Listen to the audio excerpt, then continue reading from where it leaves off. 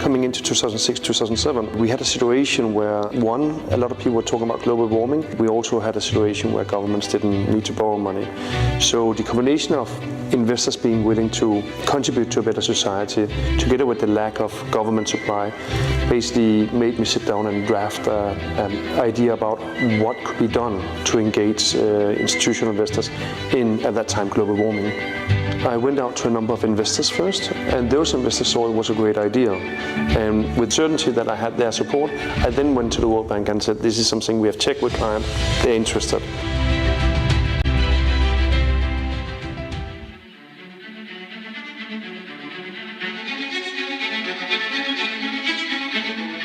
What happened was a combination of us coming up with our environmental strategy, the Intergovernmental Panel on Climate Change with very strong warning that we have to change the way we live, and Mother Nature through catastrophic disasters telling us it is time to act. That mobilized the bank to provide to the investor community a product they can use to vote green. So we were approached by Scandinavian investors who came to us through their bank, SEB. They were looking for products in all asset classes that somehow addressed the challenges of climate change. And they had products in many of the other asset classes, but not for fixed income. SEB knew that the World Bank finances climate change mitigation and climate change adaptation projects, but we finance that through fixed income products.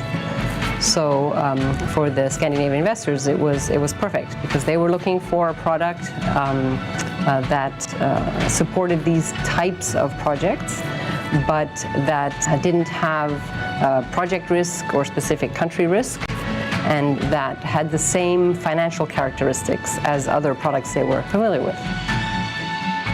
We had a very constructive dialogue, and I think within a month the World Bank came back and said, and I think especially because investors had agreed to that this was a great idea, agreed to go ahead and develop a product which enabled the investors not only to invest, but to invest inside their traditional, normal, mainstream benchmark portfolios, which was, as I see it, the big change to everything that had been before, that they didn't have to have a special view with this kind of investment.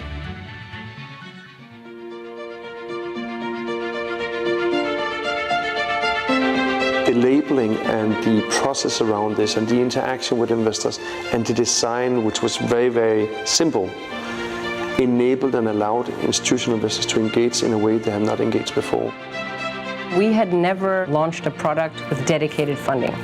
So this was new for finance, and at the same time we had this climate strategy, so it was like perfect timing.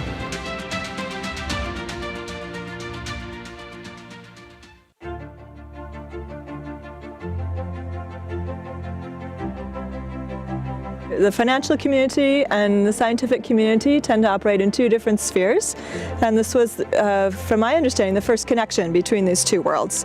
And so we had to learn how to communicate with each other using two different languages, financial vocabulary and research-oriented vocabulary, and try to understand what the other party needed.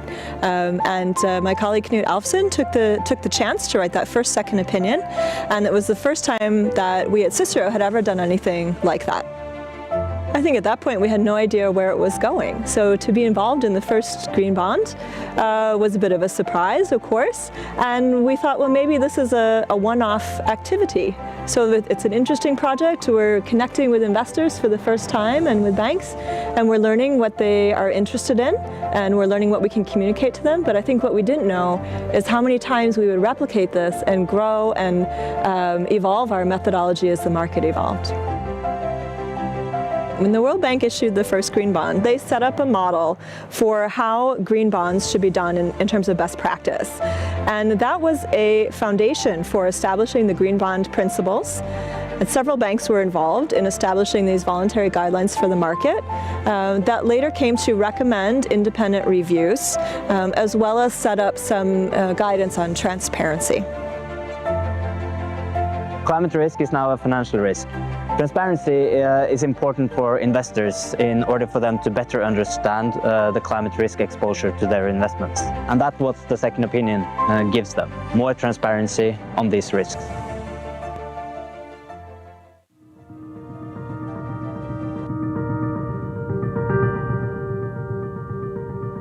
Impact reporting has been very, very important since the very beginning of the green bonds, but it's been an iterative process. The World Bank was very fortunate because they already collected and still collect a tremendous amount of data on all of their projects, and as projects are measured through their implementation, the performance against those performance indicators is updated.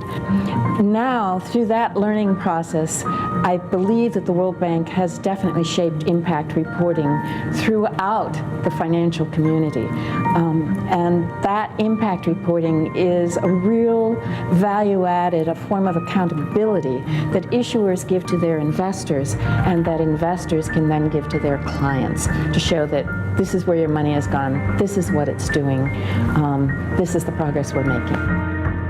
You had this positive investment in projects that really did something meaningful against climate change. And you had an independent second opinion on the climate criteria also, and impact reporting afterwards. So really it could be quite safe that it was our money that we invested in this bond would do something meaningful in the battle against climate change.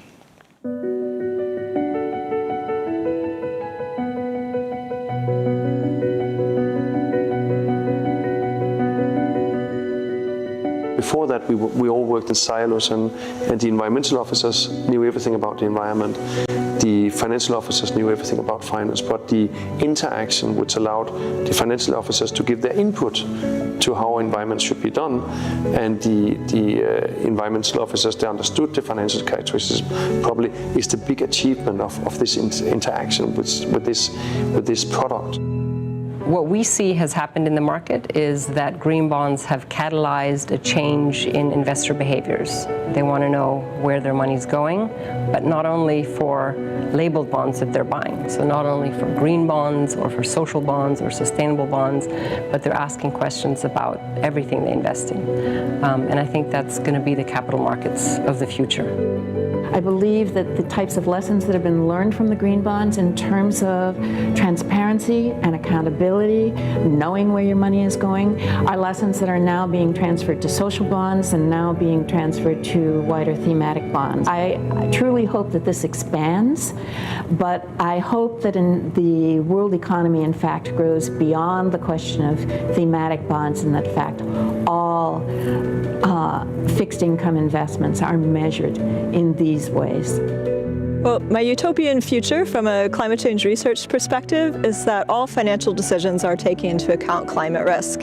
Right now, green bonds are less than 1% of the total bond transactions, and we can see a lot of growth there in terms of different types of sectors, different issuer types, and different regions. So I hope in the next few years that the bond market continues to scale up and that we can continue to provide increased transparency and a connection between the climate science and financial decisions.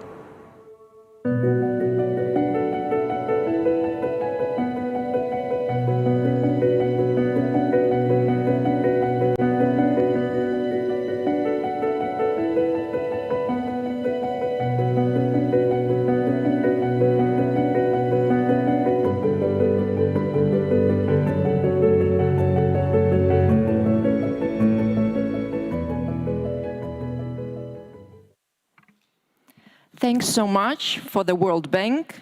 Now we know what is bond, green bond. Ну а сейчас мы бы хотели перейти. Now we would like to talk about sustainable development bonds. Their World Bank colleagues has been talking about this. Today it has been said by the representative of the World Bank what we are doing in case of green financing. We do this for the future. With the sustainable development goals, you will be welcome by the Krestovsky Ostrov representatives.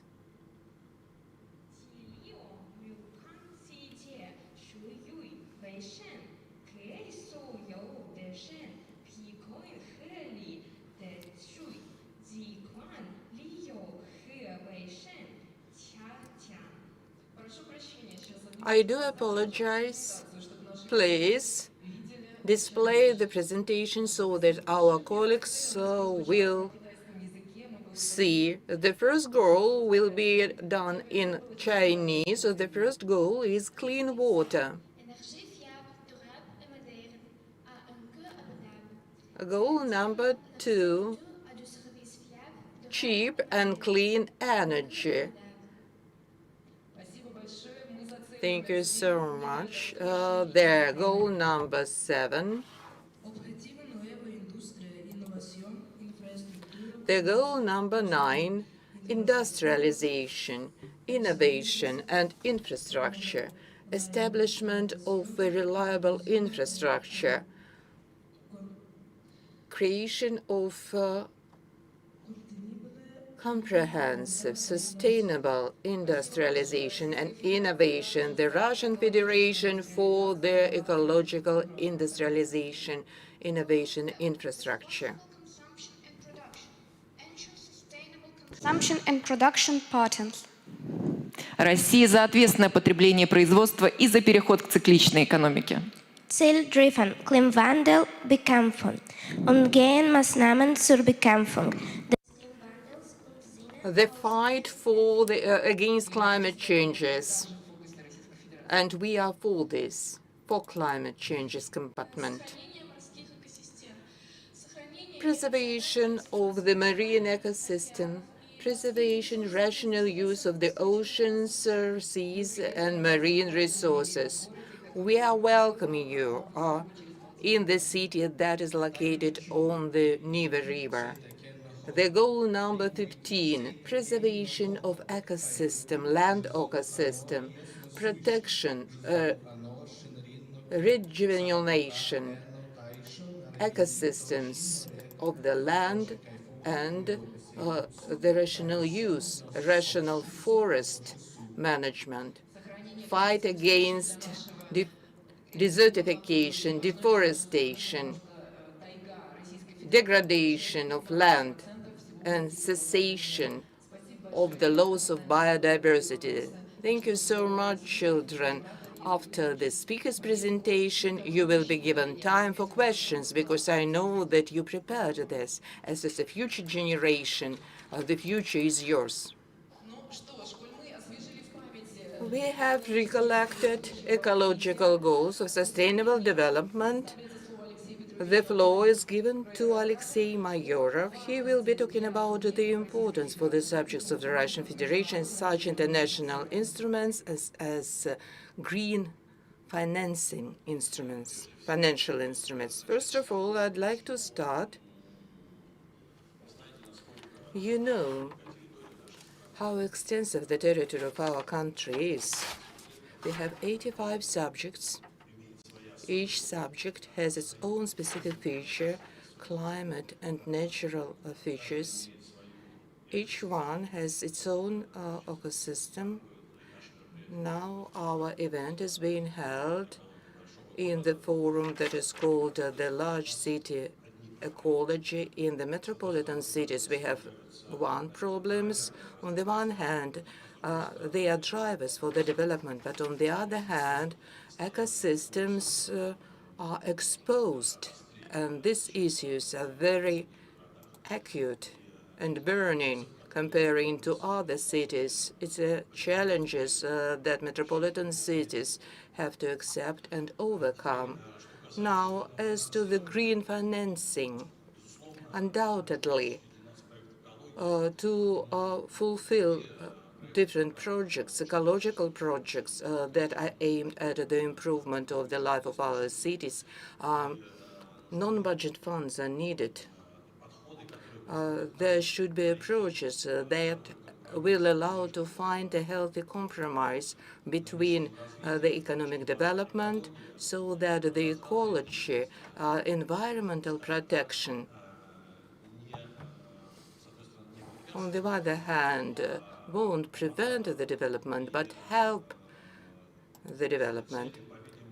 To achieve this goal, we have to amend and we have to develop a legal framework so that our financial institutes will become interested in this, to encourage business to invest in modernization, in their current infrastructure throughout the country. There is the reform aimed at the management of the solid communal waste, and witnessing this process, we see what's going on in the subjects of the Russian Federation. There are such subjects that at the high level of economic development, the reform is going better comparing to less equipped subjects of the Russian Federation. We shall to have a coordinated work in the subjects of the Russian Federation. For us, it's very important to make sure so that all the subjects of the Russian Federation are involved in this work and they are equipped with the opportunity to do this, to perform and fulfill the ecological agenda, so that if some subjects of the Russian Federation are successful and the neighboring ones are unsuccessful, the results will be poor. As I've already said, it's very good that we do have the financial institutes involved in this process, and we would like to hear from them what kind of mechanisms can be used, how they can be interested in this and to invest in the infrastructure to improve our ecological well-being. I think we will have a very interesting, constructive dialogue. Let's start this. Thank you so much, Alexei. Taking into account the fact that in the Russian Federation, their market of the green bonds is not active, and Alexei mentioned solid waste management topic. We can just calculate the events like to count our fingers. On one hand, when the green bonds were issued, Alexei managed with journalism. Now we emphasize the national project of ecology, the first phase up to 2024. We would like to give international support. And now I will give the floor to Mr. Karatkov, the representative of the UNID in the Russian Federation.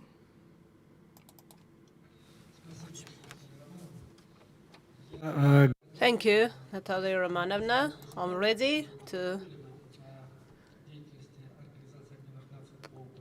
play the presentation we prepared with the Department of Industry Development of Russian Federation that will include green products. So what is UNIDO? That is this United Nations Industrial Organization, an English abbreviation, and with Sustainable Development Goal, Goal 9, on which we mostly focus, though the other goals mentioned earlier, of course, we are aware and are part of our mandate. Look here, the activity of UNIDO in Russian Federation. So right now we are talking about green financing, and I think this forum and this experience that we will discuss and gain. Now we are making the first steps in Russia towards creation of mechanisms that will enable us to accomplish the national ecology project and find new solutions in industry, because industry and ecology go hand by hand. When what pollutes nature was created by industry. And development, unfortunately, is connected with industry development, but we need to apply resource-friendly industry, technology these days, where waste is processed so that no negative impact occurs. Maybe you remember in 1970s when you went into the woods, you saw no plastic bottles, you saw no old tires, so nothing like that. The nature was clean.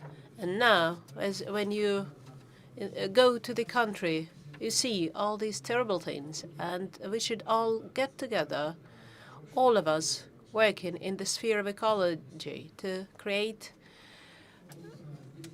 well-being, good atmosphere for the residents. And these are our recent projects financed by the Global Ecology Fund.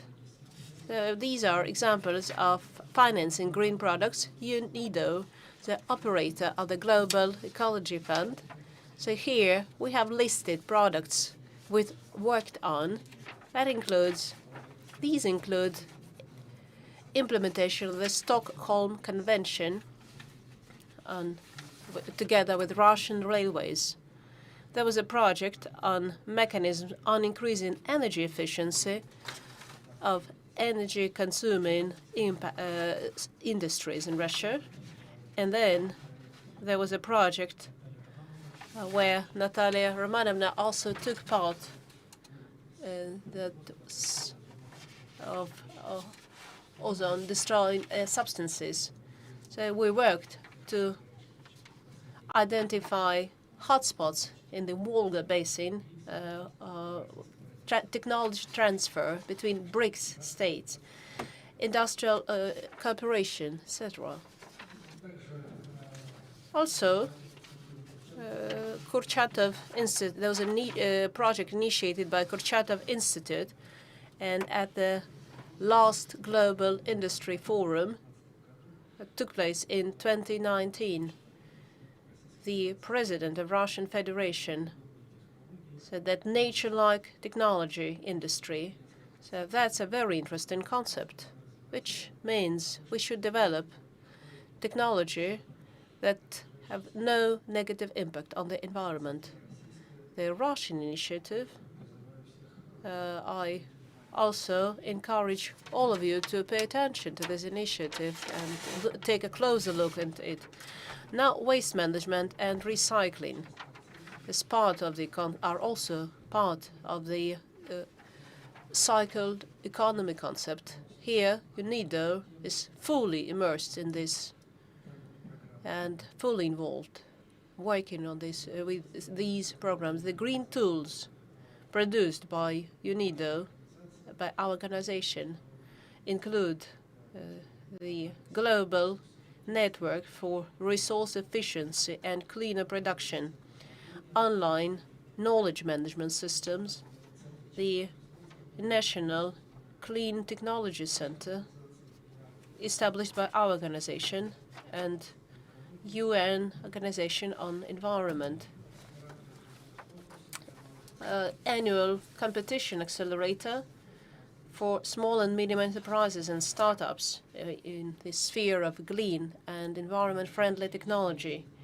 The chemical leasing is also a very interesting tool that we developed and promoted, and as instruction that includes websites and instructions for implementation. In the sphere of possible cooperation, where we could support businesses and the authorities, local authorities, attracting investors, green tools, and exchange experiences with legislators and other initiatives. So everything to do with implementation of green financing. We are ready to support, to get involved, to review completed projects implemented at industrial countries and Russian projects, to adapt our legislation and our businesses to such projects aimed at improvement of the environmental situation. Thank you for your attention. I tried to make my presentation short to follow the organizers' instructions. Thank you, Sergei Anatolovich. It was a very interesting report. And now we have 583 and 72 subjects of Russia are watching us at ministerial level, industry and utility sphere. There are some questions from Instagram. We are live on Instagram, and we received a question personally for you from Sergei Gorovoy. Where will the money come? Soros, Morgan, Rockefeller? How will that affect our national identity? That's really a funny question, in my opinion. Put yourself in the shoes of Soros and ask yourself, are you ready to invest in ecology in Russia? So what questions will arise immediately? First of all, this money should be used efficiently, first of all. Second, improving the ecological situation in Russia will improve the ecological situation in the world, because the ecology of the world is common, cannot be separated. Ecology is common for the entire world. And of course, here we should not expect serious investment from abroad. First of all, we ran in a situation that in 2014, World Bank stopped financing a global ecological fund in Russia. So I believe that we should count on ourselves, our own resources, and the efficient use in the sphere of ecology. So that is my answer. Thank you. That was a very wise answer, and I also think that what you said is very true. Now, I'd like to give the floor to a colleague, a UN colleague, online, Vladimir Mashkalo, head of UNEP office in Russia. Thank you, Natalia. Good afternoon, distinguished colleagues, friends. Thank you for invitation. I'm happy to be with you here to discuss the instruments of green financing, because the more ecologically safety the financial institutions, the better and easier we can achieve the goals that are set. Talking about green economy, although this term emerged in 1989 in the Great Britain, where the Commons were prepared for brutal presentation. The question was, in the very beginning of this century, during the crisis, UNEP was given the task to handle this issue. In 2009, we prepared the report, A Global Green Course. We tried to give the first definition of green economy, then it was corrected before the conference Rio Plus 20 in 2011. We gave another definition. Now there are a certain number of definitions, so they're similar to each other. You can select which you want, but the very important thing, the green economy is the mechanism to achieve the goals of the sustainable development. Much I would like to share with you, but because we live in the setting of achieving sustainable development goals, and despite COVID situation that happened throughout the world and in ecology, and how to come out of this situation, I'd like to point out 3 critical points to achieve Sustainable Development Goals. First of all, to achieve the agenda up to 2030, it's obvious that countries they have to transform their economical models and to transfer to more sustainable models of industrial production and consumption. We have to make a breakthrough. For this, it's very important the role of the state sector to create motivations. To shift to the green economy, it means how the state policy and business community can set the priority, adapt to climate changes, to invest to sustainable development goals, invest in the ecology and economy, to coordinate intersectoral cooperation involving youth and all the population. State financing is decisive to shift to the green economy. The majority of investment in the green investment and climate change should come from the private sector. We need to combine different funds, international and domestic ones. We have to involve green bonds, financing of the environment protection, financing their environmental impact. Investment in the sustainable development open up new markets, increase competitiveness, protect long-lasting profits, allows companies and countries to make a breakthrough, technological breakthrough, and react to the changes in the consumer needs.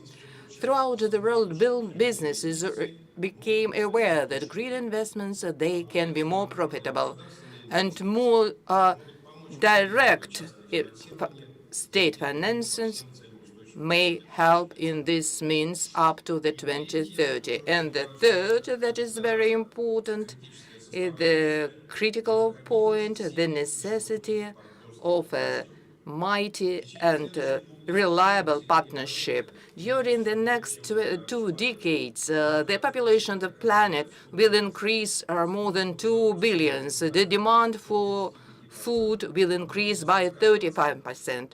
Water 40%, for energy up to 50%. The growth of these demands and related ecological impact, as well as the loss of biodiversity and climate changes, are unprecedented in nature.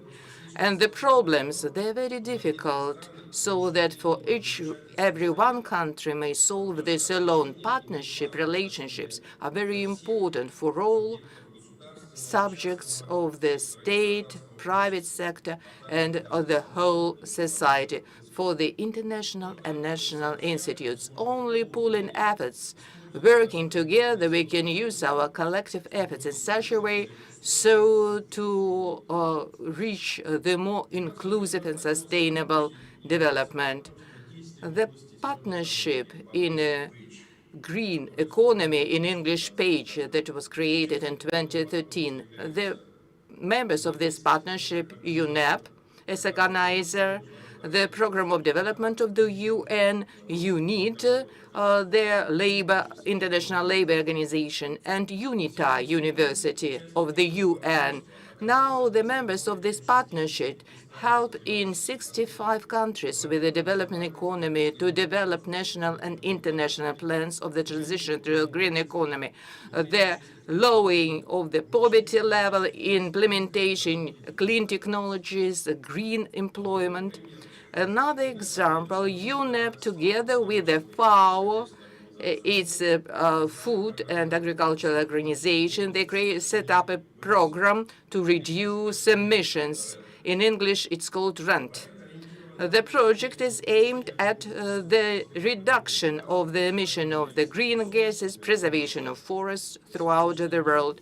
Currently, the events in this area are realized in 55 countries.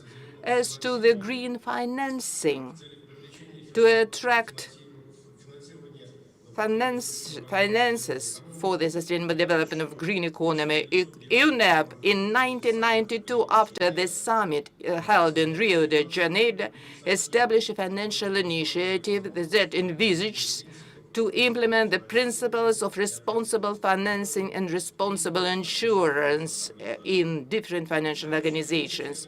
Currently, the members of this initiative, 215 financial institutes and 41 supporting organizations. From Russia, only 3 banks participate in this initiative. In conclusion, I'd like to say that compromise that used to be between economic development and ecological safety, they are in the past, in the history textbooks. As it's reflected in the agenda up to 2013, all the countries, they are assigned to this organization, acceded to this organization. If we use economic models, improve lifestyles within the ecological boundaries of the planet, it will be the only way to the future up to in the 21st century. In UNEP, we support our member countries. We work in a form of partnership throughout the world.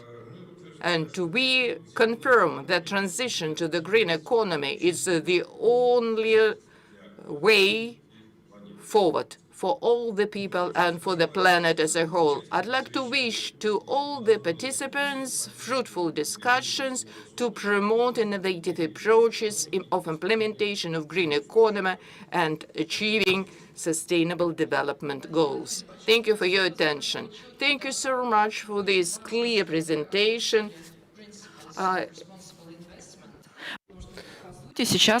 Because in reality, this is the only working mechanism for environmental assessment of green projects. And that is why we hope that today banks will touch upon this in their presentations. And I was just informed that a student of Krestovsky Ostrov Center has a question. So please do not be shy. Please come over here. Make yourself visible. Don't be shy. Good morning. Thank you for your presentation. Please tell us, do you think that biosphere degradation is irreversible? Oh, that's a very interesting question. Vladimir Vladimirovich, could you please take this question? Yes, thank you. That is a very interesting question.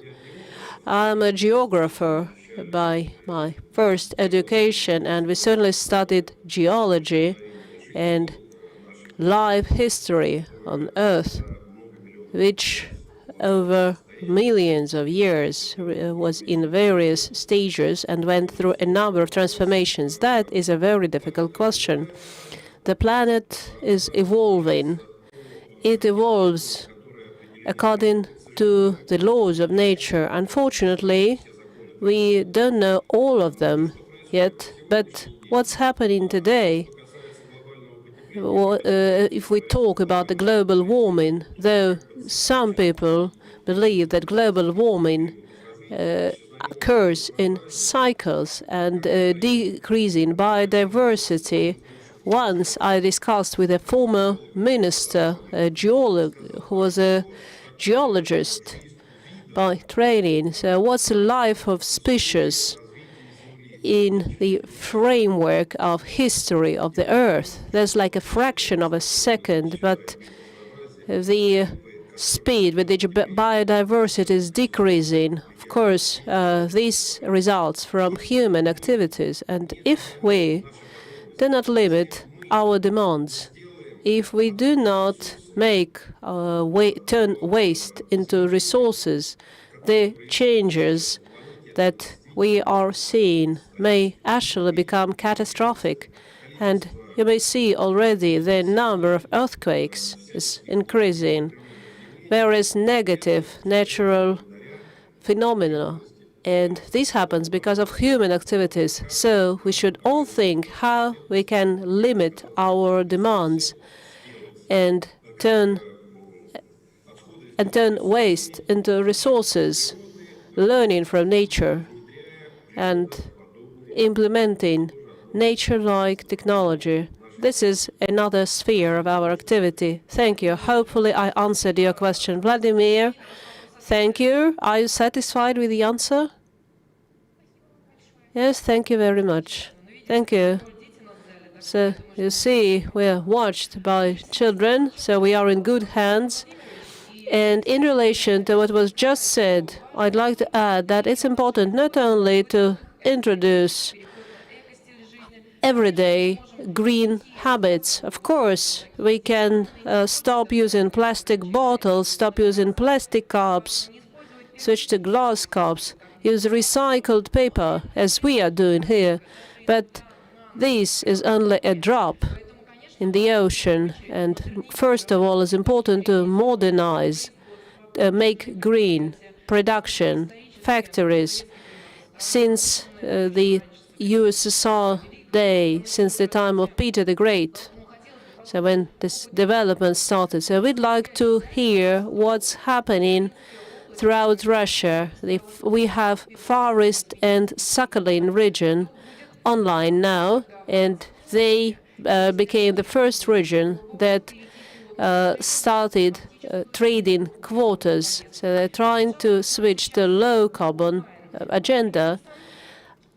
Now, we shall have the deputy head of the government of Sakhalin region, dear Natalia Romanovna, dear Alexei Petrovich, dear colleagues, good afternoon.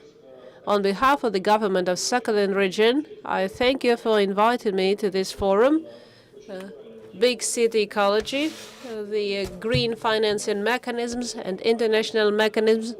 This theme is highly relevant, especially for Sakhalin region, where we launched an ecological experiment. We shall create the first system of trading quotas and reach carbon neutrality by 2025. The mechanism of green financing inbuilt in the climate agenda. In all the spheres, the green theme has been discussed by the government, by the experts. Financing is based on social responsibility, a high-quality corporate management, and a priority in the banking sector. Main Russian banks support the climate projects in Sakhalin region. Development of low-carbon ecology is a new form, a new strategy for the banking sphere.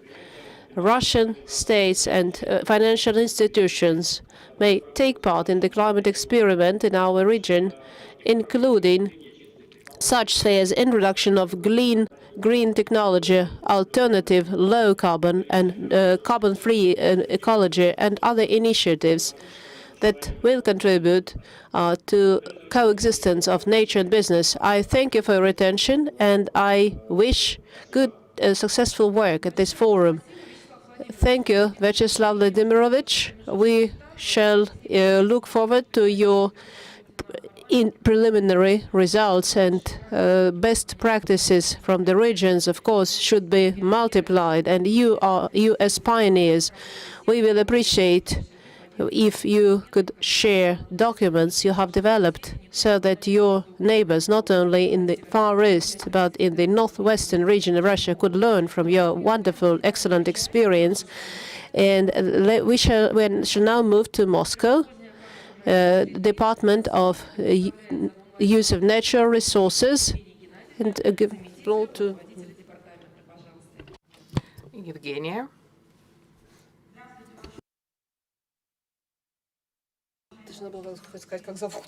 Good afternoon, the board. Last year, Moscow became the member of the organization that is called 340 that fight against negative climate changes. They aim at the reduction of the greenhouse gases emission and handle climate changes. I'd like briefly to share our practice of Moscow with you. We are in the list A that include 96 cities of the world. It's the result of our systemic work for 10 years. The city should have the goals that are similar to Paris Agreement. The second point that is important, the city should analyze their green gases emissions and to disclose all the accounting reports. Since 2012, Moscow has disclosed this information as to green gases emission, so that to calculate this integral value of emissions, more than 500 indicators are to be collected and analyzed throughout the sectors. In the transport sector, there should be such values as the volume of fuel consumption, the expenditure of transportation vehicles.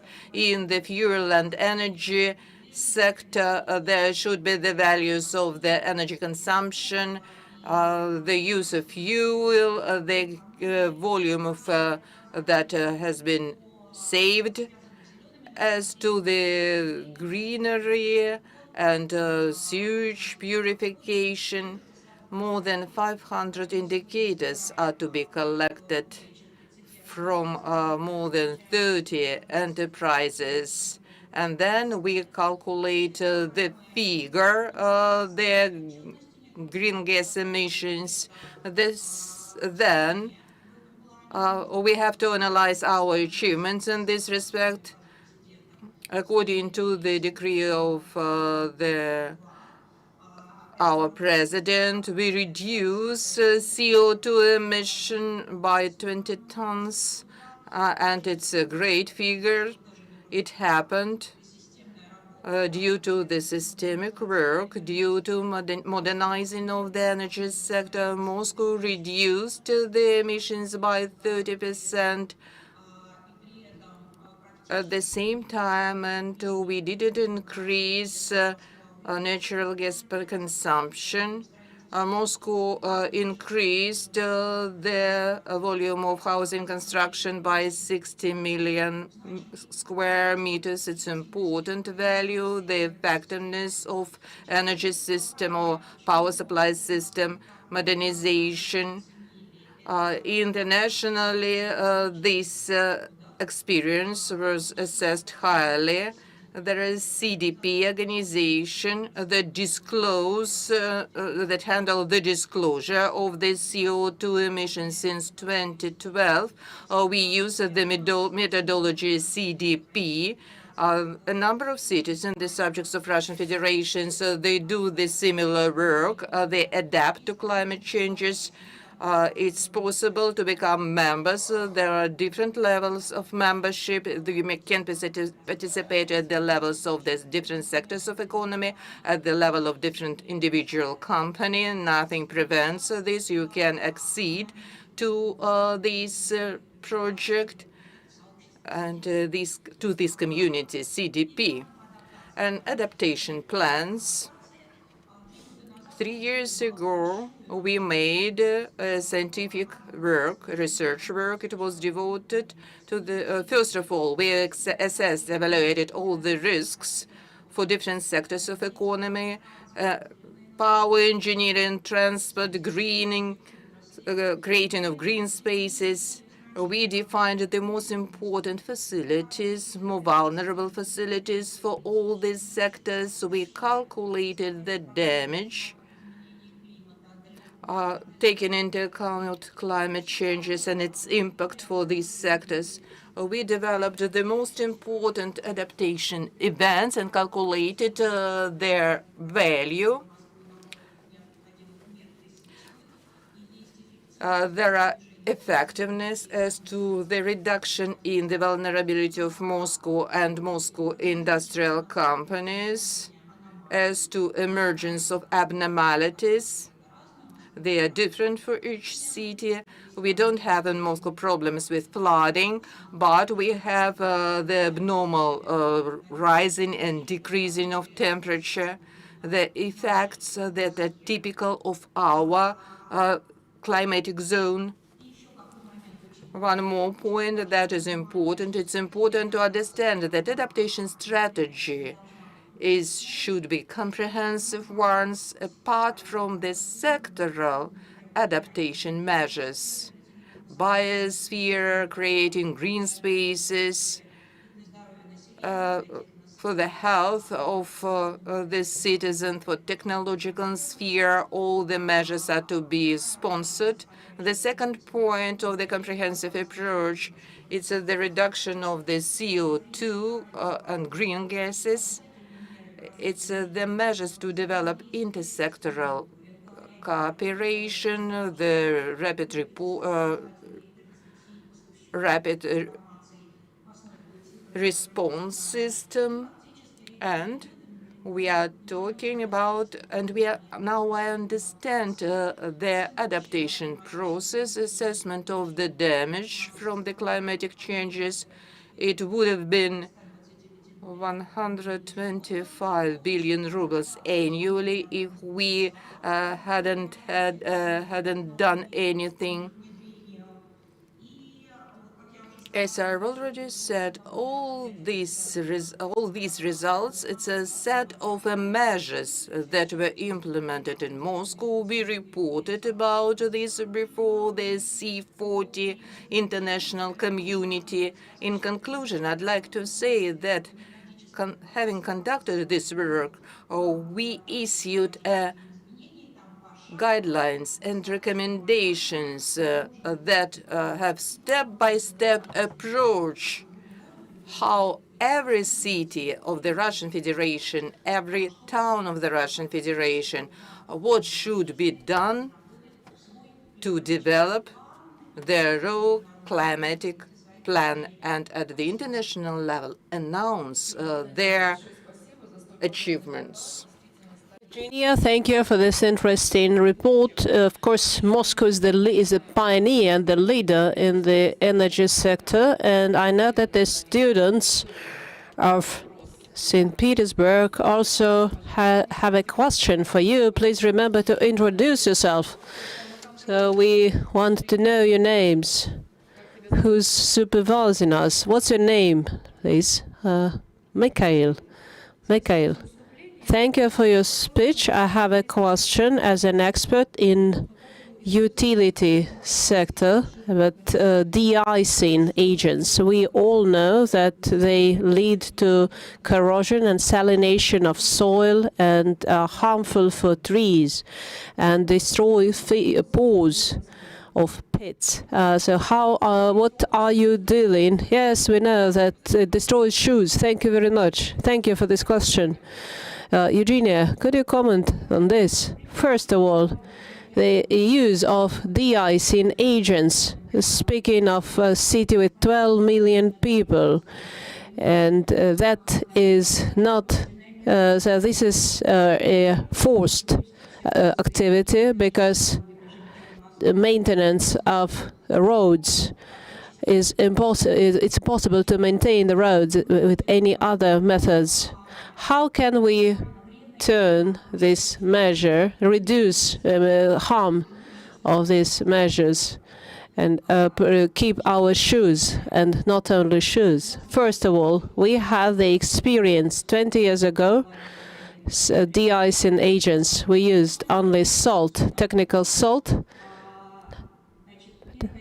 So the first measures that the temperature range and each has its own optimal agent. Each de-icing agent has its own efficient at various temperatures in terms of melting temperature. So now in Moscow, we use a mixture of de-icing agent to reduce their consumption depending on temperature. So today, this is potassium, and with this comprehensive approach, the amount of agents is smaller.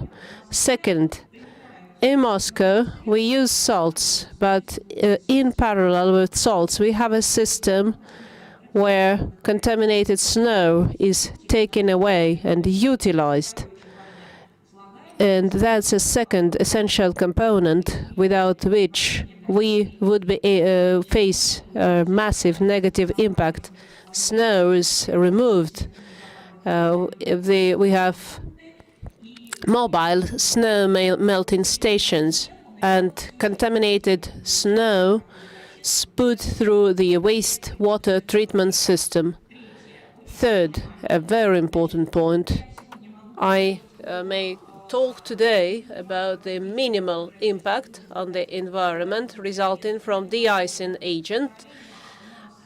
In parallel, we have adopted and we have up and running a program against de-icing agents and negative impacts such as soil, water, and plantations, green bodies, chlorides.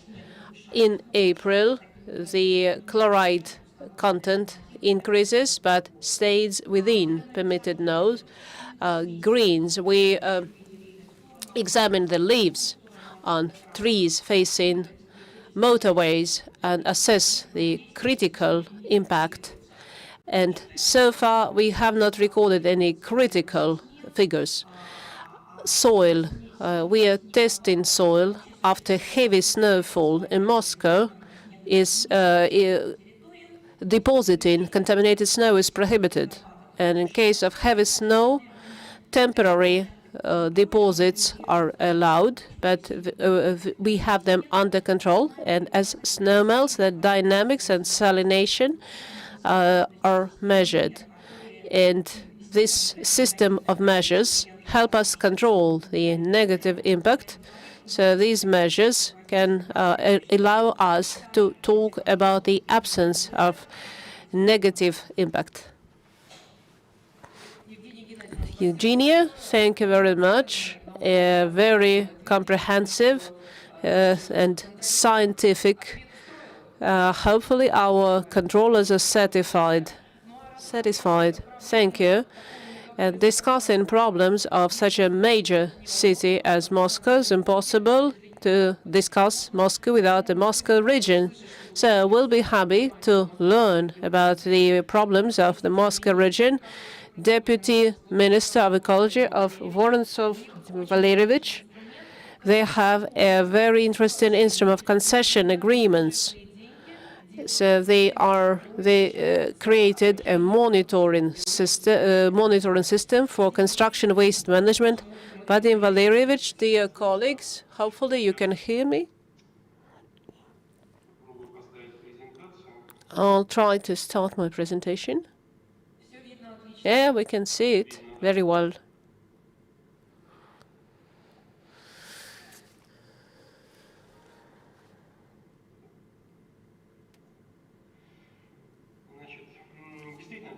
Indeed, for Moscow, the Moscow region in general, as was said, we look at the city and the region as a single whole, where waste treatment is also a common system. One of our challenges in the sphere of ecology, as we keep saying, is the problem of unsanctioned dumps. As you can see on this slide, in 2020, we identified almost 5,000 dumps, unauthorized, mostly of construction waste.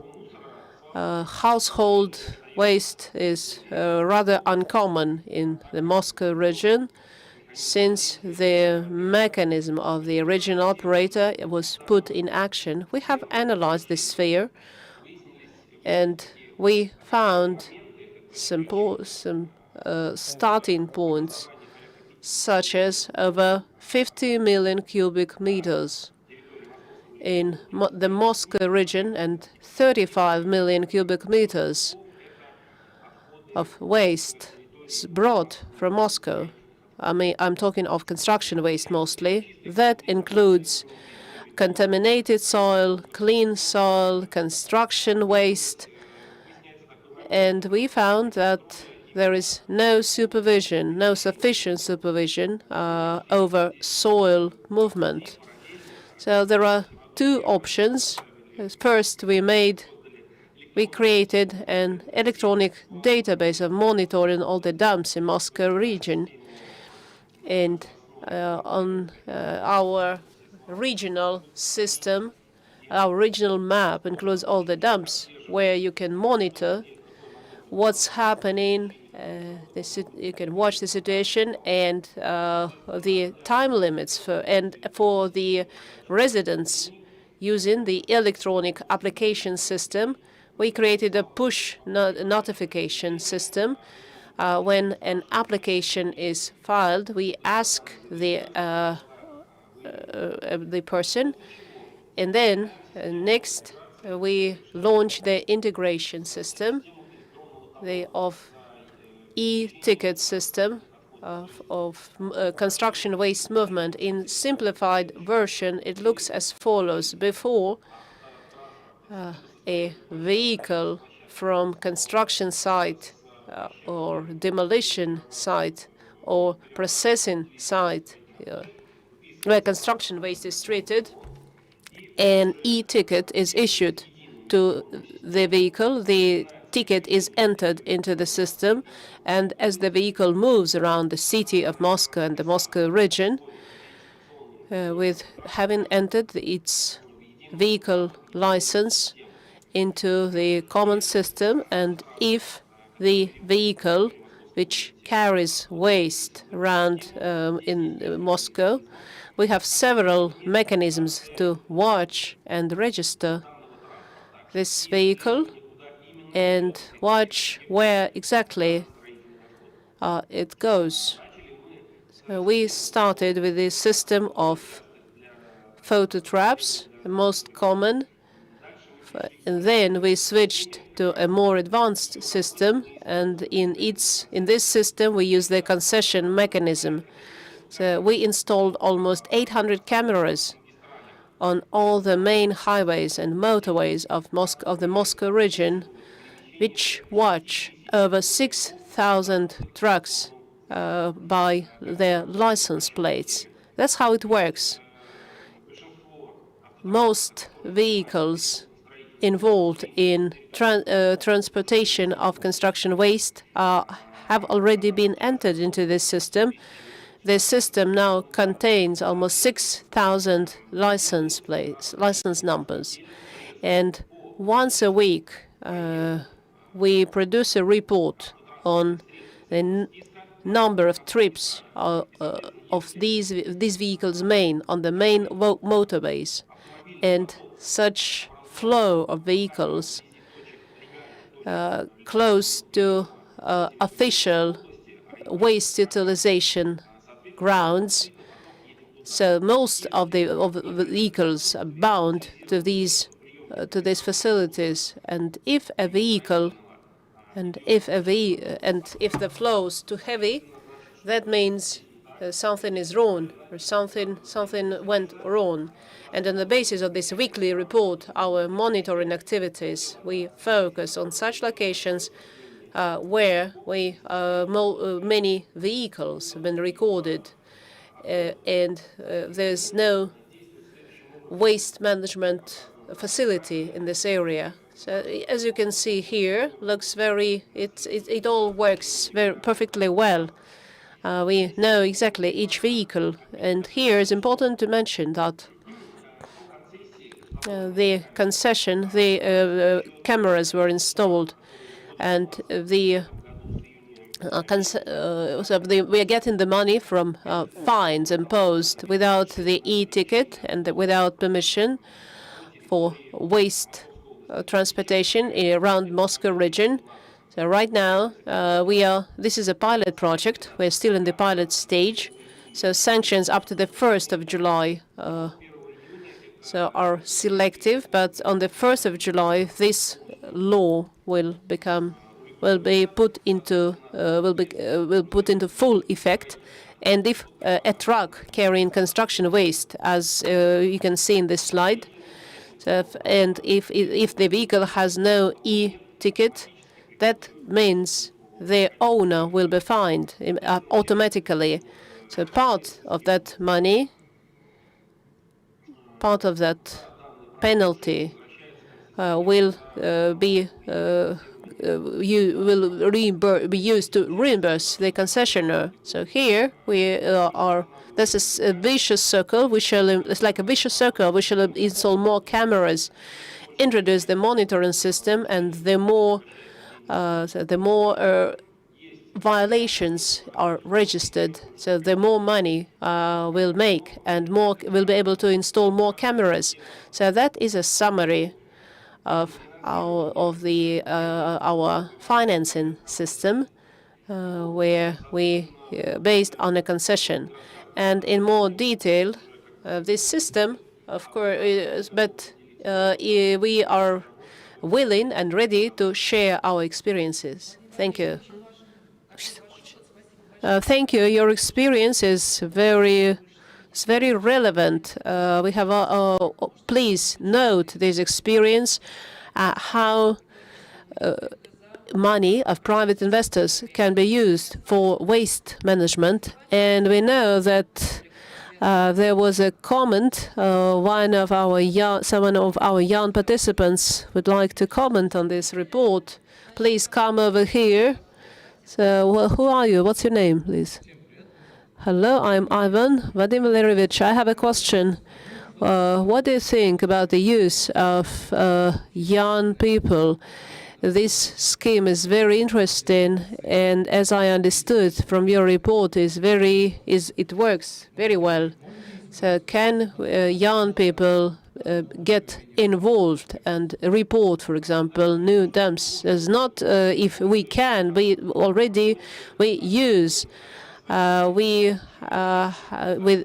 established contact with 8 organizations, 2 of which are youth organizations. So we get in reports from them regardless of this system.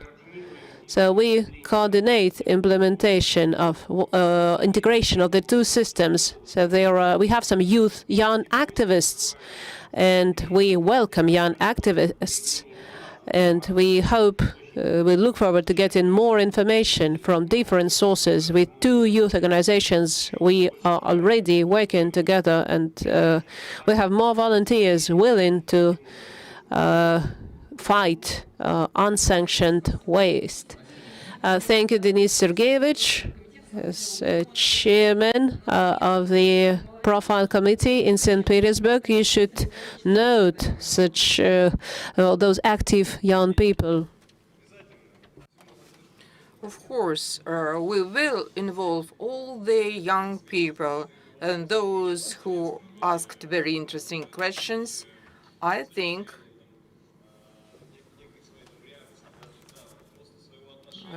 they showed that their attitude, and so that they ask these questions. This event is very important, and even I put down something because it's interesting. And getting back to green financing, it's not just your own attitude, it's a problem. We say green financing, green economy, suggesting that it's something that is in the very beginning, is just being formed, and the rest of the economy, existing economy, is not green. If we are talking about this, it's true. We shall recognize this. We should do some conclusions. Even 300 billion portfolio. This figure was cited by the World Bank, talking about micro nano. It's just a speck of sand in the world economy. Even if we look at the billion, trillion value of projects that do exist now,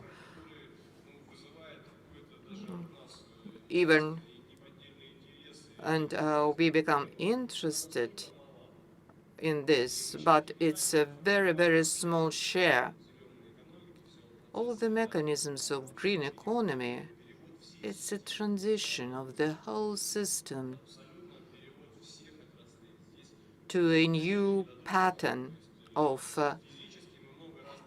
managing of economy. We have been speaking about this for the long time, and we didn't manage to find the area that is free from green economy. But we do have some differentiation. We have some sectors, the systems that were formed, even plastic dishes, plastic plates, plastic cutlery, plastic cookery. They used as a breakthrough thing in the past, but now we look at this with reproach. We will have to fight against against these islands of plastic in the oceans, communal waste. Even we exhausted our opportunities. We should shift to transfer to recycling. There are some sectors, plants, millions of people are employed. There are different cycles, economic cycles, sectoral cycles, and everything is so closely bound together that just in a snap of the fingers, we can't change the situation. We have to revolutionize this. And our goal is to find some mechanisms to do our best to achieve our goals. Our colleagues, financial experts, they can come up with something new. We should make sure so that it would be profitable to enter these sectors of economy. We should think about the fact how to diversify the risks. On my behalf, as to the watchdog control activities, when we communicate with these so that companies of people that violate the rules, maybe not on purpose, it's a normal situation. We explain, we come up with preventive measures. Our goal is not to penalize somebody, to influence. No, it's not our aim. We explain, we talk to people, talk to organizations. But when it happened for the second or third time, when it's repeated violation, and even if people, they do this conscientiously, we try to find out why they did this. And we understand that sometimes it's profitable, even it's profitable to violate the legislation so that it's beneficial for the offender. We should make sure that it won't be beneficial, won't be profitable for any wrongdoer. We have discussed this point for repeatedly. I even cited some people. Some say that if you comply with all these norms and all these regulations, this project is better not to be realized. In practice, we understand that it's a very difficult system of checks and balances. With great pleasure, I listened to all the presentation and I put something down in writing. And I think that pulling the efforts together, we will try to find something, something new, something important. We will be capable of find answers to the questions. Thank you so much. It's very pleasant so that we have the representative from the Council of Federation Council, and I think you put some down in writing that you can use in the future. We have listened to international organizations, regional organizations. Now we will turn to financing institutions. What's the attitude of financial experts, the attitude to green, to color economy? Now, Mr. Dermot Dontov, the Vice President from Gazprom Bank. Good morning, dear colleagues. Thank you for invitation to participate in this forum. Their Sustainable Development Goals are the most important public request that changes the policy of financial institutions. Nearly all the large financial banks strategically, they thought about these goals and they translated them into their day-to-day work. Russian banks are not an exclusion to this rule. Gazprom Bank places a great importance to the Sustainable Development Goals. It's one of the national leaders in this respect, in this area. Quite recently, the policy has been adopted, and it laid down the main areas of activity. One, the most important point, is the financing of projects that improve the ecology, namely projects with the use of wind and solar energy. And I'd like to speak about these projects. Renewable energy, power engineering, Gazprom Bank is the leader of Russian financial institutions. Since 2015, when the first domestic solar power station was commissioned, financed by Gazprom Bank, we have been rated first in the renewable power energy. If you look at the figures, discussion has been carried out, more or less. We think it's sufficient figure because 6 years ago there was nothing. Out of 360 billion rubles that were given by the Russian banks in the form of a credit to realize the renewable energy projects, 2/3 were from Gazprom Bank. Borrowers of the bank, the leaders such as Havel, Fortum, and Nova Wind Company. It's a corporation, Rosatom. The specificity of crediting of this project. First of all, these are the long-lasting credits, up to 10 years. All these credits, they are adopted to the agreement of providing facilities.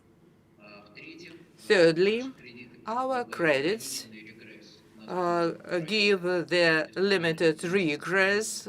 It's the principle of the project financing. And fourth, if it's necessary, the bank can participate in the charter capital of the project company. Recent deals, there were commercial conditions of credits depending on the fulfillment of some sustainable development goals by a client. The specificity of our work suggests flexibility, understanding of sectoral risks, legal, construction, and other risks aimed at the long-lasting strategic partnership and strategic relationship. What has been changed in our activity? First of all, we offered our clients, before our anchor project crediting, we offer some services that are related to a new policy, financial consulting, how we can help to our clients to adapt to best practices in the area of sustainable development, verify their projects, placed the financial instruments in the market, green, social ones, and bonds with the key parameters bound to the sustainable development goals. Business sometimes feel the sustainable development as an instrument of reputation, of the image, as a kind of a current cooperative behavior, not fully understand how they can bring in financial revenue and profit, improve KPI. It's a very important topic for us. In several minutes, my colleague Denise will give this information to you. Thank you so much. In fact, Gazprom Bank is a pioneer and leader of financing. In your portfolio, you have a great number of projects on renewable energy sources. Luckily, but we have to take into account climatic specificities, climatic patterns in our regions. We know that in the forests, in the southern regions, in Powolzhia, in the Volga region, the solar energy power engineering will be developing. But comparing to Texas, these alternative sources of energy, they malfunctioned, and the whole state was cut out of power. In some regions of our country, it's a polar night, and this kind of energy engineering can be used. But what shall be done to finance these projects in the regions, in some individuals' enterprises? We need our comprehensive and single approaches. VBRF, as an institute of development, presenting the attitude of the Ministry of the Russian Federation. They are having their own approach. And I'd like to give the floor to Aksakov Dmitry, the Vice President of VBRF. Please. Наталья Романовна, коллеги, большое спасибо за приглашение выступить здесь сегодня. And I'd like to briefly tell you what RF is doing. Today's session started with an excellent video produced by the World Bank on how they launched green financing at the international level. And we, as the National Development Institution, are working on a local system of green financing. Also, I'd like to say that even before we started this, enthusiasts in the Russian market started issuing green bonds. So this market started growing by itself, and we are very happy with that because the demand for green financial instruments is high, and so our mission is to create certain landmarks or criteria to be applied to green instruments so that green financing, in addition to image making for issuers, could also carry some material benefits where necessary. Throughout, for a period of 1 year, we've been working on the key documents that will create the basis for the infrastructure for green financing, such as guidelines. And these guidelines, in fact, that's a manual on how a loan or bonds can become green. And that is quite similar to green financing guidelines, an international document. And let me be open. Of course, we were inspired by international practices. We have not invented a wheel. We used international experiences and related them to the Russian legislation. Taxonomy, there's a list of spheres of green business. So first, we wanted to focus on green taxonomy only, but then we found that this subject is much vaster and much more complex. There are green projects which the international community identifies as green, but that is a very strict definition. And the Russian economy is such that it is impossible to support only green projects. There are some industries that cannot become green in one day. So here it is necessary to support the so-called transition projects. These are projects that are not cannot be considered called green following the international norms, but have some positive environmental effects. And I think it's still very important to support such projects as well. At the bottom of this slide, we have listed some other key documents on which we are working. such as the verifier selection criteria. So we relying on international practice. We decided that in order to classify an instrument as green. In the video, which we watched in the beginning, the speaker, the representative Cicero, one of the main verifiers. So we need a similar body for independent assessment of for green status or transition status of instruments in Russia. Also, the verification methods and impact assessment of projects. So all these documents were developed by WebRF together with the representatives of the market. We represent experts for ministries, Bank of Russia, and our colleagues from Duma, the Federation Council. All these documents were presented at interagency session head by Maxim Reshetnikov. And we got many comments from the market participants, and we expect these documents to be reviewed by the government this spring already.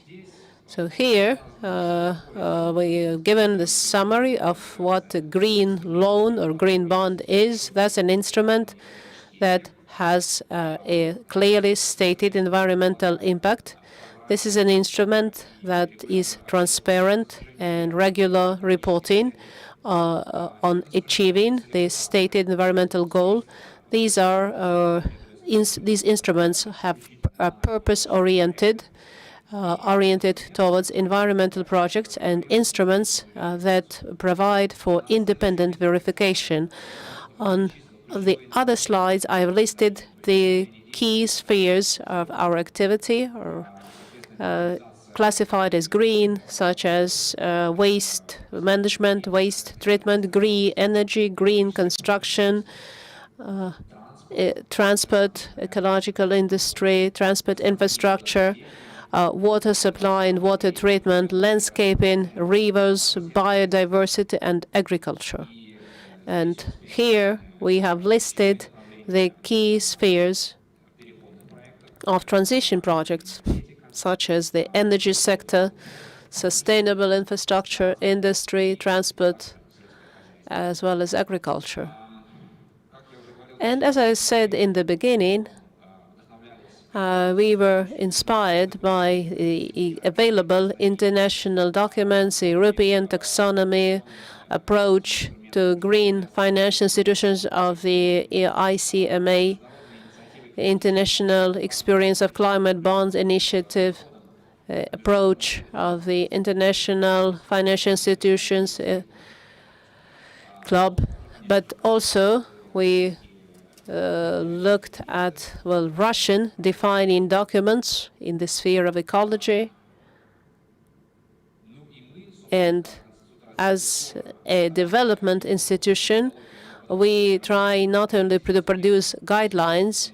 Right now, we are working on our own ISG strategy, where we will give priority to financing environmental projects, and we will report more on the environmental effects of our work. And in conclusion, I'd like to mention another important point. Since the guidelines we have produced shall be reviewed by the government and will become official, we hope that compliance with these guidelines will ensure some support to such projects, such as subsidized loans, bond coupons, and priority regulation from the Bank of Russia. We have already created a roadmap of such support measures, interventions, and by the end of this year, or maybe in year 2022, this system will become fully effective. Thank you very much, Dmitry Anatolyevich. Thank you very much. As a development institution, of course, you're setting the trends, and we look forward to your taxonomy, we expect to see very well-written, very professionally written verifiers, and the investment funds, all the projects, including the green and transition projects, are reviewed by economists, or maybe by technicians at best. Ecology experts are involved very seldom, and that means that, of course, the technology risks are high, and with positive, there are some risks of the project not being implemented and not returning the loan. And I think the EU have faced such situations in the past, so we would appreciate if the expert council or the Federation Council will involve, because people are ready for this. And let me remind you that we are live on Instagram, on YouTube, so we are getting questions from our banking sphere. There's a question to you, Dmitry Anatolovich. One of the readers, Konstantin Lebedev, as a development institution, will you develop mechanisms of financing, of utilization of abandoned mines, of which we have so much in Siberia and the Far East? Well, we are a bank, so we look at projects that generate cash flow, out of which we can return, the loan can be repaid back. As for liquidation of dumps and technology hotspots, I think such projects could be financed with grants, or maybe some large enterprises, they could put such hotspots on their inventories and finance. And if that is a standalone hotspot, I think it should be financed with grants, because we need to get our money back. Dmitry Anatolovich, thank you for this answer, but we received another question from our subscriber on Instagram, Daria. Question to Alexei Petrovich. Alexei Petrovich, what do you think? 140 billion rubles Norilsk Nickel paid after the catastrophe. Can you call this green investment, and how will this money be spent? Indeed, Norilsk Nickel, I think they paid 146 billion to the budget. Here, I agree with my colleague, Mr. Aksakov, that sometimes it's very hard to find that division between a green project and a non-green project. So the most of that money will be used on managing the consequences of the emergency in Norilsk. So in a way, we may describe this money as green financing. So maybe we can even see some improvements. But you see, we still have the time to talk. We have not discussed yet, we have not heard any speakers on two aspects such as ecological insurance. Of course, we shall solve this, the situation resolve the situation in Norilsk, but we need some insurance mechanism to prevent this from happening in the future. And of course, we need to look for some financial instruments, tools, or introduce ecological insurance to define some risk-oriented approaches. And why is that important? It's because companies or to make industries attractive for investors, a bank should be sure that in case of an emergency, they will still get their money back, and the company would still fulfill its obligation with the help of other financial tools. And yes, if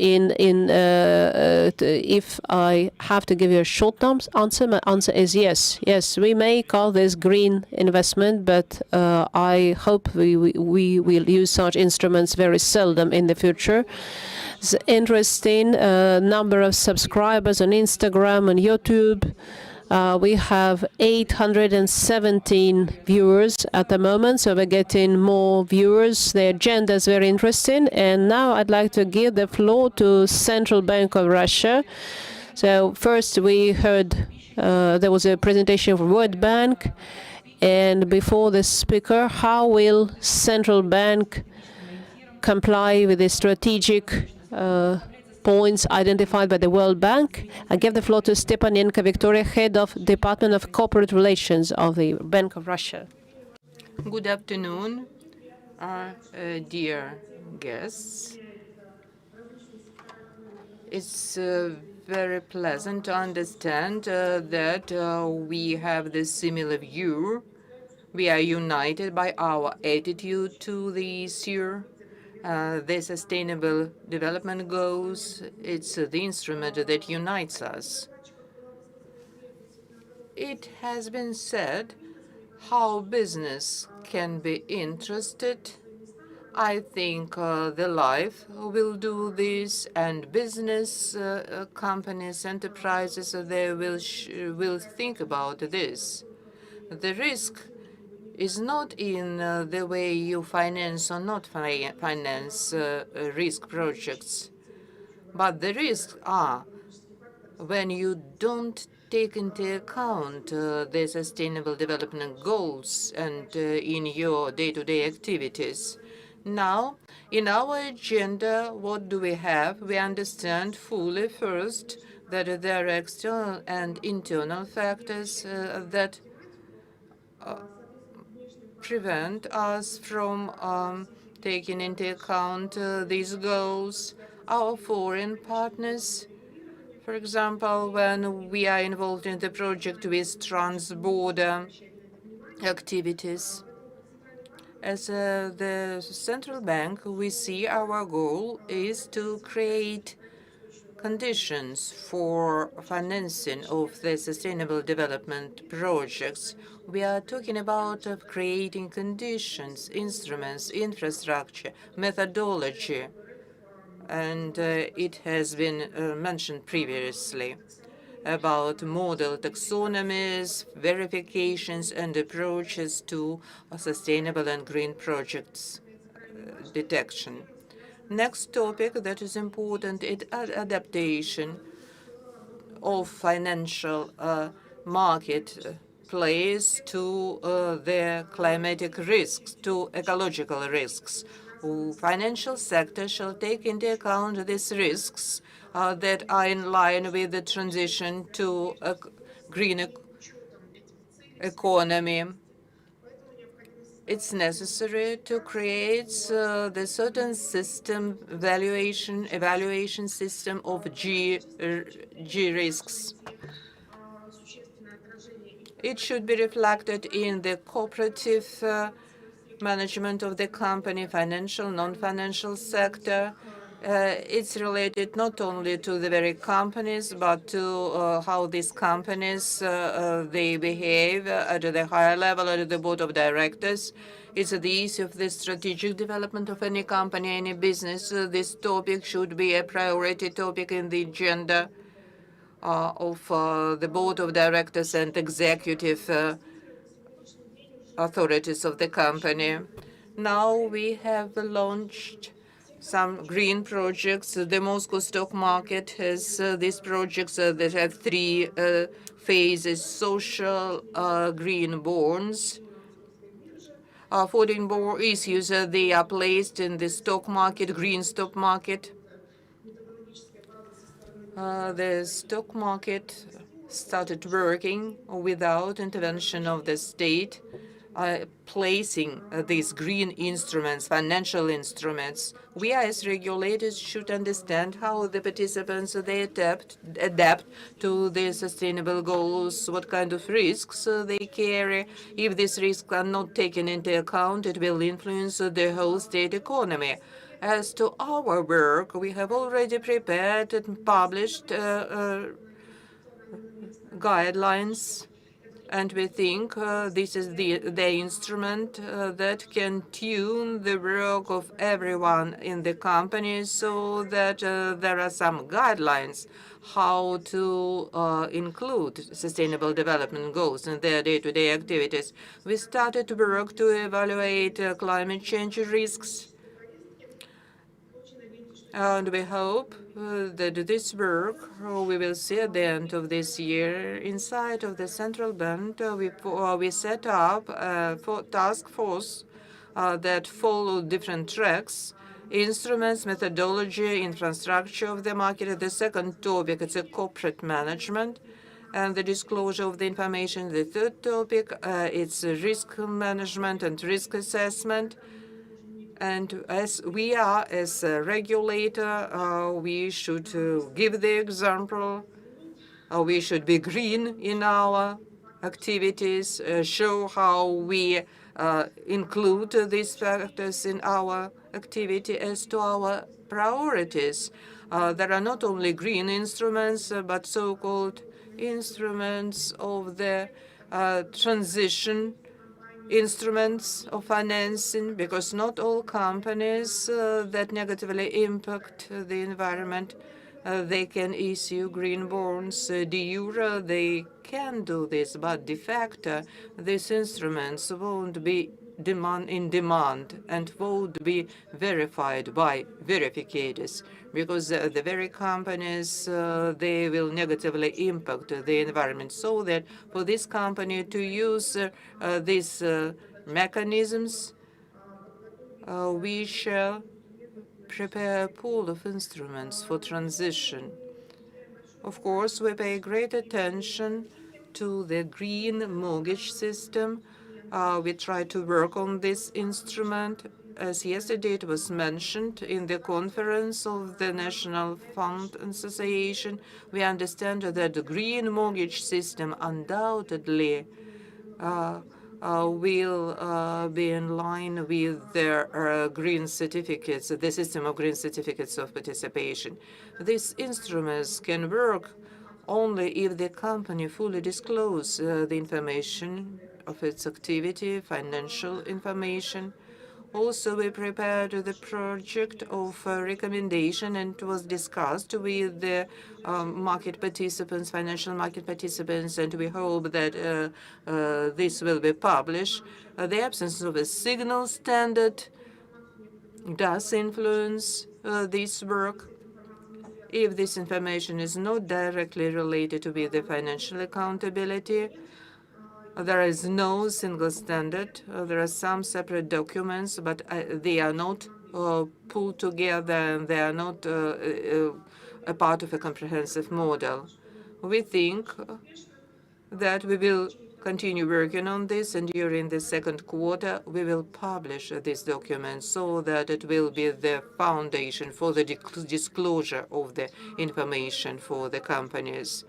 And I'd like to draw attention to the fact that today many companies, many businesses in the Russian Federation, they have a short-term planning, but their sustainable development goal drastically changes their way of planning, pattern of planning, shifting to the long horizon planning. And also we hope that the companies can be more proactive, looking far forward the horizon. I think that I have exhausted the time that I've been given. Thank you so much. Thank you. We hope that together with the Ministry of Economic and Development, we will see these green projects, not only transitional projects. So there is a question to you from our subscriber from the Instagram. Please clarify, Victoria, green finances in Russia, there will be only dollars. Will we be on the dollar needle due because of our oil? But I think we have been discussing not only the color of the foreign currency, but completely different topic. When we are talking about green financing, we are talking about projects aimed at the sustainable development goal, aimed at the financing of the certain projects and reducing the impact of negative factors. Of course, the subscriber is making a joke. He's joking. No, but your opinion, what's your attitude? There will be only revenues in a way of foreign currency, or there will be other financial opportunities, not only in dollars, but maybe in yuans? You understand that all the questions related to financing, they depend on the fact whether or not our projects are complying with the basic principles of the Asian countries in the European Union, when they are verified. And Dmitry mentioned this. When we developed our own taxonomy and our own methodology and guidelines, we tried to make this as close as possible to those existing in the European Union, so that to be recognized, to go through the recognition procedure, so that the other countries will perceive our instruments identical to them. And as I see, much depends on us, depends on how we make our verification process. Thank you, Victoria. Colleagues, I'd like to comment. Please display the presentation. I will try to keep in time. We have discussed the ESG factor a lot today, and I'd like to thank my colleagues for that. But please remember the environmental and social education and working in the corporate sector or sphere of corporate awareness is also very important. And my presentation, I shall skip some slides in my presentation, and I'd like to draw the attention of all our subscribers on YouTube, EXPOFORUM YouTube. I would like you to vote. Before we vote, there's one slide I'd like to show, the sources of green financing. And to sum up what has been discussed today, the Moscow region shared its experience of concession financing. The PPP mechanism is also becoming more common and developing today. We discussed green bonds and climate bonds, green loan, of course. So these are the main sources to sum it up. And also we'll have Russian railways share their experience with us, Eurobonds in this sphere, as mentioned by Alexei. And now I'd like the viewers online, on YouTube, and anyone present here, you can scan this QR code, and within 1 minute, you may take a short survey. Please take it. There are only 3 questions. Is your company interested in getting additional financing with the help of green financing mechanisms? What type of financings will you be more interested, Russian or international? And the third question on our agenda, which sector will you look at in finance and sustainable development, social, green, or climate sector? Please send us your answer, and we shall sum it up later. We have 819 viewers, so we'll get some interesting results, hopefully.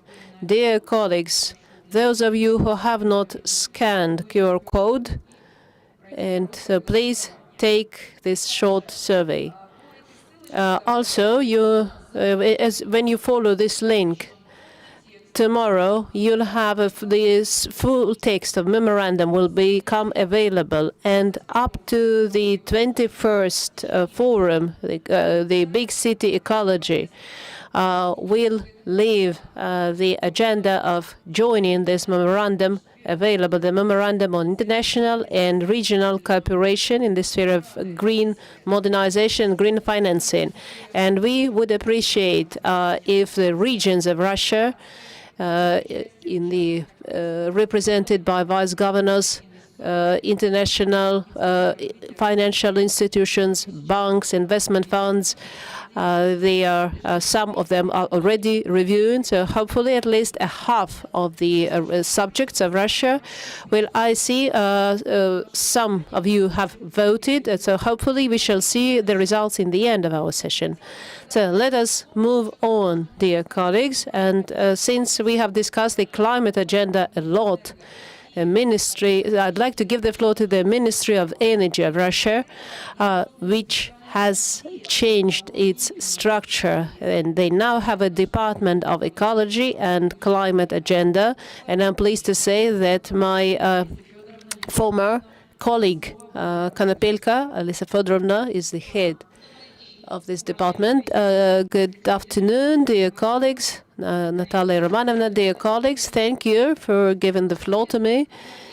We forecasted changes in the global Russian Federation will need quick transition to a more sustainable energy industry.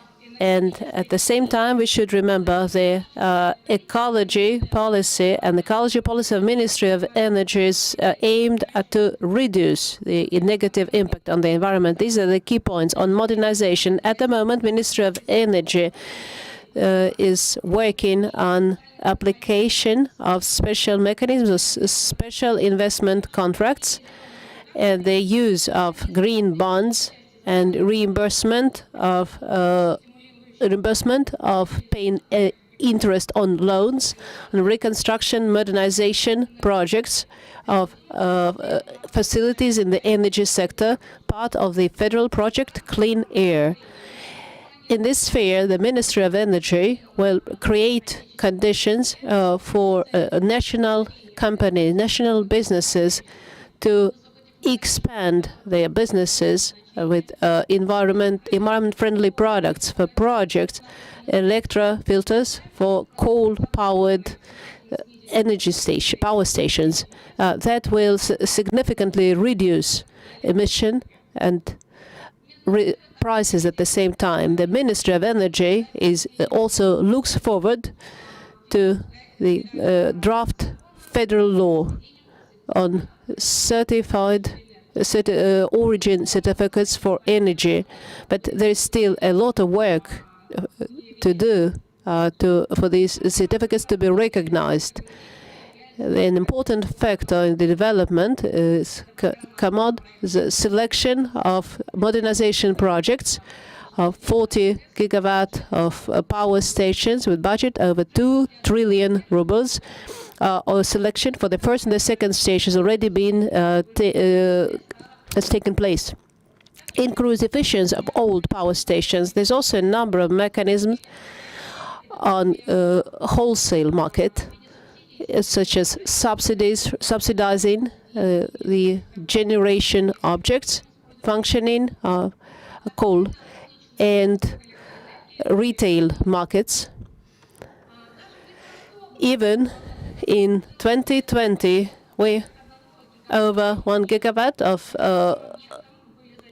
capacity was increased, and investors even asked if they could be released from penalties, but still we were able to. And in the oil and gas sector, 1 week ago, the government issued a decree, adopted a long-term for liquefied gas as the most environment-friendly fuel. This complex program aimed at diversification of gas sources, the use of Arctic and Far East resources. We expect that during 15 years, production of liquidized natural gas will increase by 3 times. In the future, we should create a database to increase the basis for its use and gas. In addition to that, the ministry believes it's a motor fuel to reduce harmful substances in the atmosphere. And in the interagency group with WebRF on development of investment activities to attract private investment in the sphere of green development, the Ministry of Energy suggested to include taxonomy projects, and we are very thankful that we were heard, and we got support.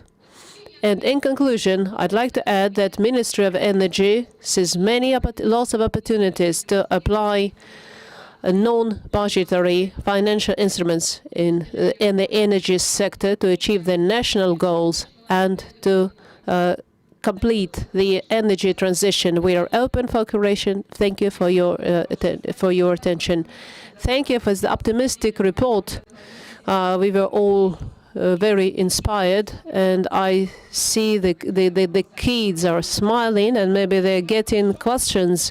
But considering your experience, since the Ministry of Energy has a special department on climate and ecology agenda, so we are getting questions from the members of the expert council to you, Alexey Petrovich.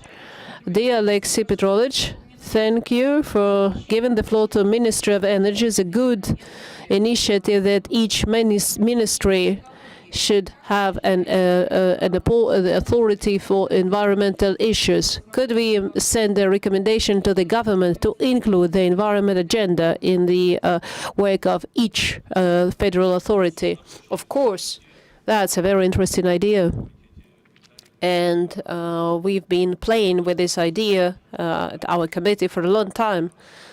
If you look at digitalization, for example, today at every ministry has a deputy minister responsible for digitalization. And in my opinion, I think it's time to start working that in every ministry there should be deputy minister responsible for environmental issues. Look at Ministry of Natural Resources, of course. Maybe that position is not necessary. Ministry of Industry, Ministry of Trade and Economics, Ministry of Health, Ministry of Science. Because, of course, we needed the Ministry of the Finance Ministry, because not always they quickly and they do not always react well. 146 billion we still have lots of work to do to make sure this money is spent well, because unfortunately we cannot paint this money green, but we will work on it. And hopefully this money will still be spent on liquidation of the consequences. So our task is to make sure that in each ministry there's someone responsible, similar to somebody responsible for digitalization. So I think the need is obvious for this. Thank you, Alexey Petrovich, as the head of this section. On behalf of so we thank you for this initiative, and we shall come up with a draft decision. Now online we have the Moscow Stock Exchange.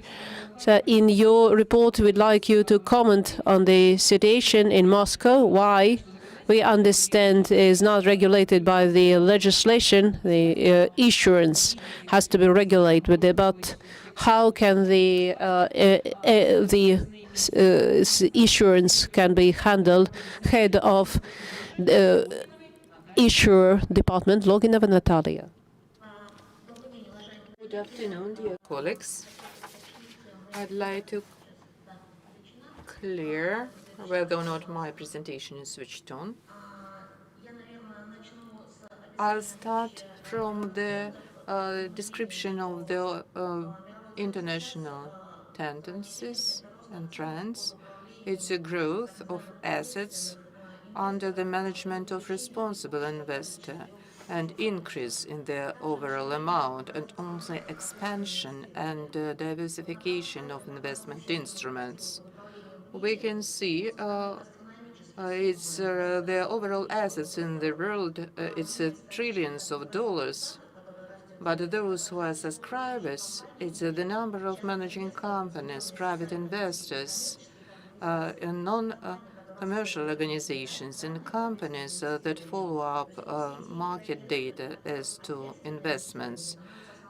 These are the players of the market. For those, it's very important to make day-to-day decisions based on this tendency. On the left, we can see how green bonds are going up in the world, green bank loans, and these ESG factors, much has been said about. They define the 1/3 of assets in the world that are bound to ESG factor, regardless whether it's ecology or social factors. I'd like to show that investors that take into account these ESG factors, we as the Moscow stock market shall understand the volume of market that is exposed to negative tendency. If issuers, they don't disclose the risks in ecology, human rights, their documents, their papers may be excluded from the portfolio. It's a negative screening, and for the Russian market, amounts to $14 billion. I show on the left how we go through $579 billion is capitalization of the market, and then going to $14 billion. It's the volume of capital that we try to protect and to help to our issuers not to decrease investments in Russian company. If we look at the right part, we are talking about debt market, and we assess the volume of bonds in the sustainable development market, taking into account the overall amount that should be invested, 2 trillion rubles.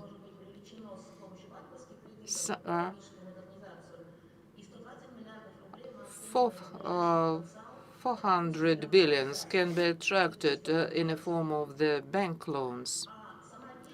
The very stock market acceded to the global stock market of sustainable development 2 years ago, this ESG. They include 850 stock markets throughout the world. And we developed the Index for Sustainable Development and Index for Responsibility and Openness. In 2019, we amended our rules of leasing, including requirements of enclosure and support. It's the sector to support projects in the social area, in a green area.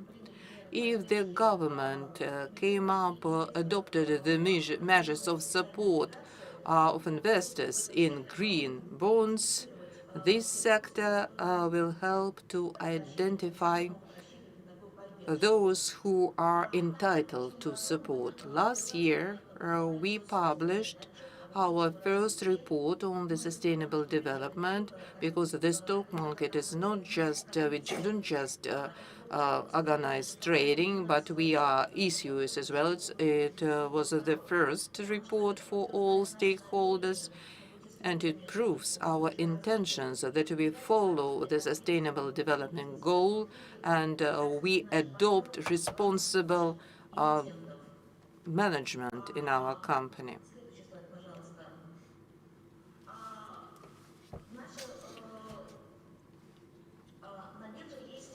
In the stock market, there is the sustainable development sector, and 46 billion rubles, the total value of all the bonds that circulate in the market. In fact, there are more of them.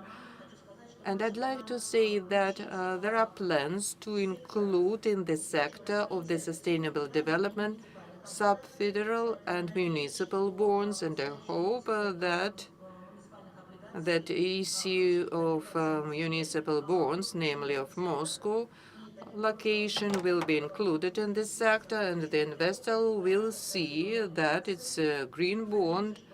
We hope that there won't be the only bonds in this sector.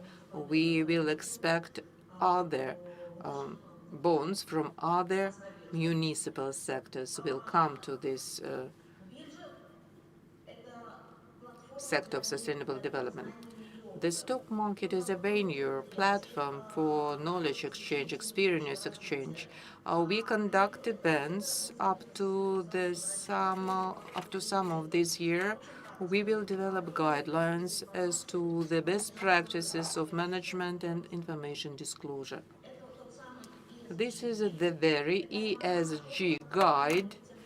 It's how the company, issuing company, potential issuing company should follow the international tendencies as to the disclosure of non-financial risks. It's important book for everyone. Although through this guide they can get the best practices, what has been doing by other public companies. They will give advice how to improve the internal and ecological policies. The questions that are asked firstly by investors, how to disclose the information to investors to give green financing. The requirements of the stock market to be included about inclusion and support. What requirements are to be complied with? First of all, verification of the issuance. The issues should be identified as green bonds. Much attention we pay to information disclosure. Investors should understand how money is spent, how the project is being realized. It's a greenwashing practice that exists throughout the world. And to follow this practice, this tendency, we have all necessary instruments, and it should be in compliance with our criteria. The slide shows those bonds that are circulating in the sustainable development sector, 19 billion rubles, different companies, middle and small-sized companies. It's concession operational companies, and we are waiting for municipal green bonds, because I'm completely sure they do have this opportunity to give these green bonds. And I'd like to conclude that in the structure of investors, green bonds, we see the tendency that non-residents and physical entities, they are interested in the issuing of these green bonds. Thank you so much. I hope that Moscow is still online. You answered their questions as to the municipal bonds in the sector of the sustainable development. We are being watched on Instagram and the YouTube. You can enter, you can be online. Instagram has 2 questions to you. You have been talking about green, but sustainable development is ecological, includes ecological and social goals. What do you think? When more than 50 green projects will exceed social projects, I think Moscow will lead. Maybe St. Petersburg will share their experience. There will be not regional, but municipal bonds. Very interesting presentation. You will synchronize your activities with the Central Bank and VPRF.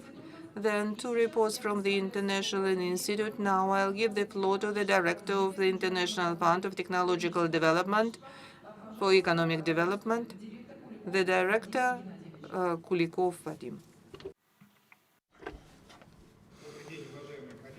Good afternoon, dear colleagues. Good afternoon, Natalia, Alexei. Thank you very much for the opportunity to speak at such a distinguished meeting.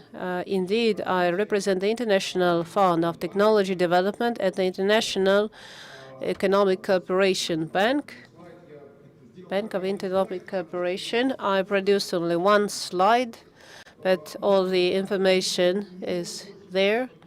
No more than 100 days, so it's very important that colleagues, the development institutions, or maybe individual companies and regions knew that such instrument was created by the government as the agreement of the Russian government with the International Bank for Economic Cooperation established a fund. Our first closure was 200 million euros.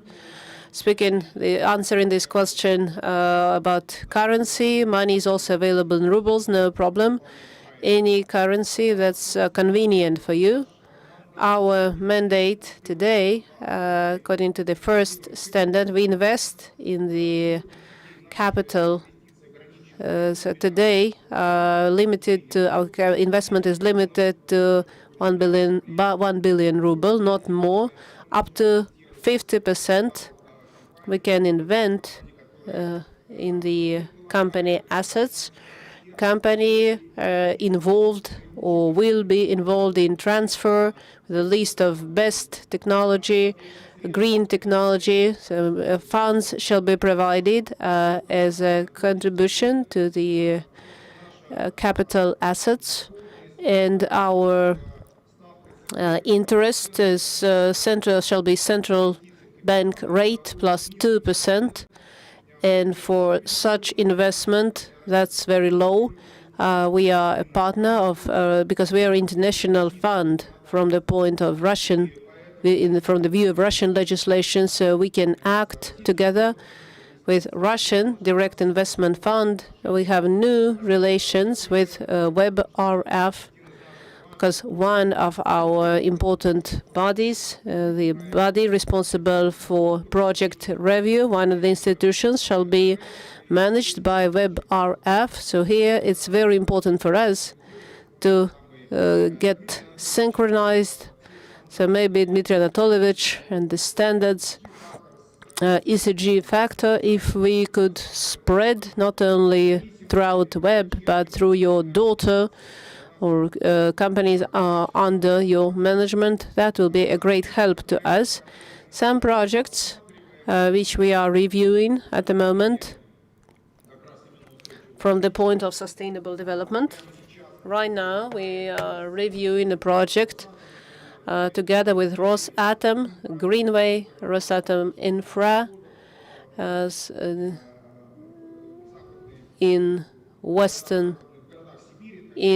Siberia, in Tomsk, which shall provide equity investment to the company. But it's important to mention participation of the bank itself, because our bank will finance purchase of technology of other states participants. Now we are negotiating with Vietnam, and the loan for our client can be up to 40 million euro. for a period of up to 7 years. So that's rather long-term investment, which certainly improves the indicators, the properties of our investment project.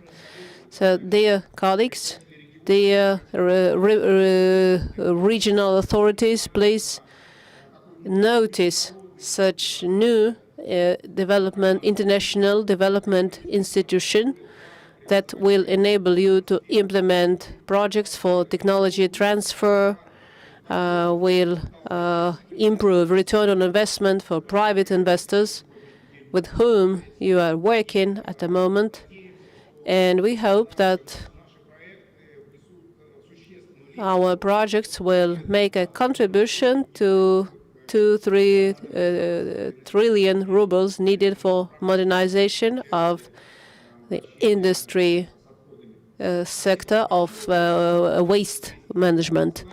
So my contacts are available on this, so you can get from this slide, and Natalia Romanovna, Alexei Petrovich. So maybe we could create a map of investment opportunities, a very simple matrix of investment opportunities for support for golden projects or ECG standards, such as MSP has for small and medium businesses. Perhaps we could create a similar model so that any company or any investor, Russian or foreign, could easily understand how he could get support for his project and calculate return on investment, if any. And maybe for that, we could organize a conference for financial institutions and development institutions, where we could all get a little bit more time, so we could create such a matrix together. Here is my suggestion for you to analyze and review. Thank you.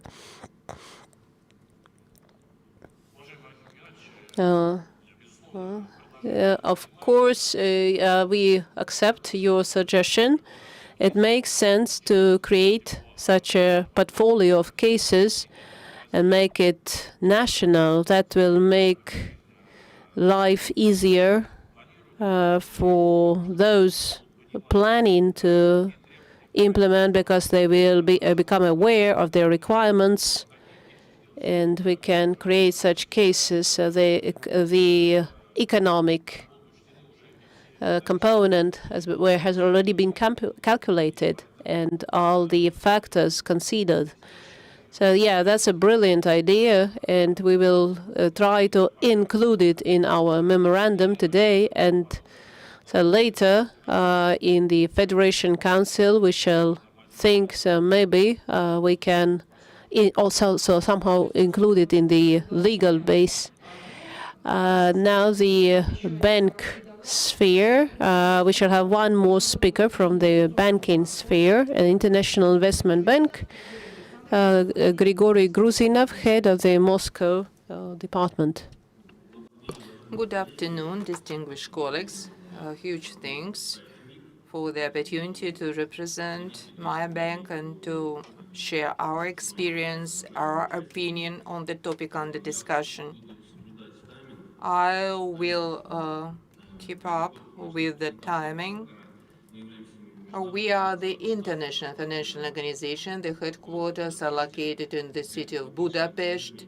The major member of the Russian Federation and Mongolia, Vietnam, Cuba.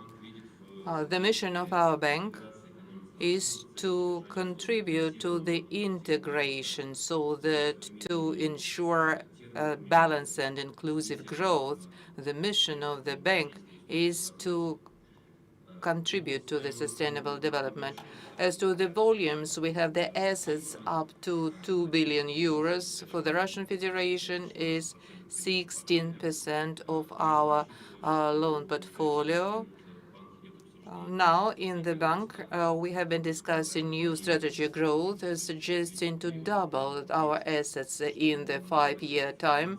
The share of the Russian Federation will be 300 billion euros of additional financing for the next 5 years. And the majority of them will be sustainable development financing, green financing. As to financing, we have the highest credit rating, the category A, among the among the Eastern European countries and Russian Federation. To prove our rating, last year it was meant that the bank has a diversified credit portfolio aimed at the green financing, and the liquid portfolio of treasury bonds that are green bonds. As other development institutions, we have the methodology to define whether or not the project will in line with the sustainable development or not. The methodology based on the best available practices, BRD. The important event last year, we confirmed the methodology of the mission of our bank. One of the criterion of this methodology is the achievement of the sustainable development goal. On the right, we assessed the diversification of our projects. More than 60% of our portfolio, 80% of our credit portfolio complies with at least one goal of sustainable development. All in all, the projects, they were highly rated.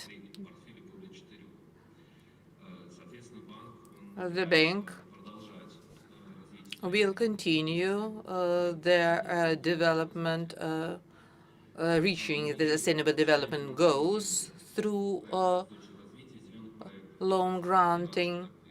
We will continue to do this in the Russian Federation, in the Eastern European countries. I'd like to mention the instruments and the support that the Eastern European countries' clients they can get from the European Fund. In the European Union, there is a Europe Construction Fund that is aimed at the sustainable development goals. It worked according to the 2014-2020 in the area of ecology, environment protection. The example is Hungary.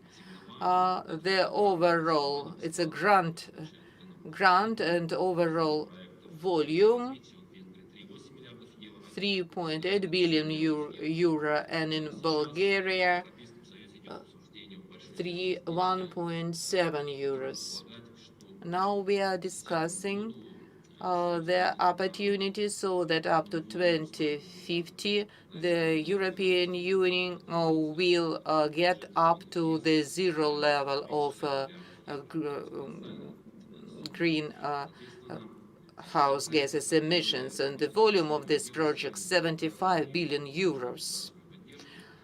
All these projects, they are supported by the government. Now we are considering the Hungary project, namely the project related to the use of the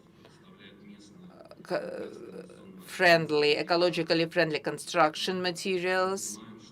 We understand that green projects, the projects of sustainable development, they are long, they have high risks content. In the international institutions, they have much more opportunity, but without the government support, it's very difficult to be successful. As to our marked projects in our portfolio, the project in Karelia, together with the Asian Bank for the Reconstruction and Development, we finance 2 water power stations.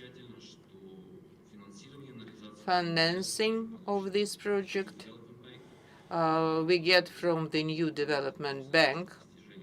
that contributed to the Sustainable Development Goals.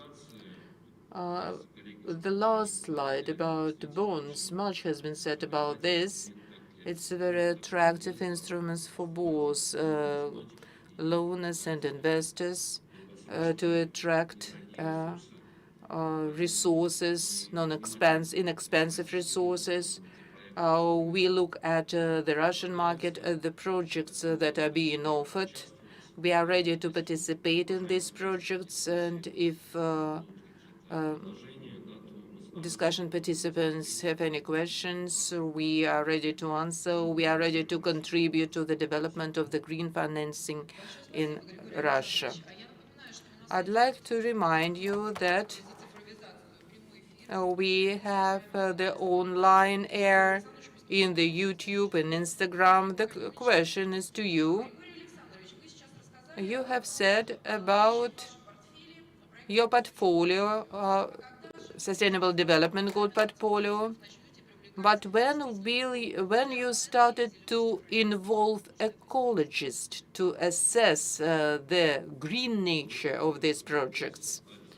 Very good question. Now, we do everything internally. We have the department that handles the ecological assessment, how these projects will impact their environment and ecology. Maybe when we have a greater number of these projects, we will consider the involvement of experts in our work. But all in all, as to all our projects in Russia, in the Eastern Europe, we involve independent companies for risk assessment. These risks, they are considered by our directors, our clients, and they became a part of our portfolio. We started to talk about their question of risk assessment, risk evaluation. The word is given to the deputy of the Center of the Ecological Policy, Mr. Voloskova. The criteria for pre-financing assessment.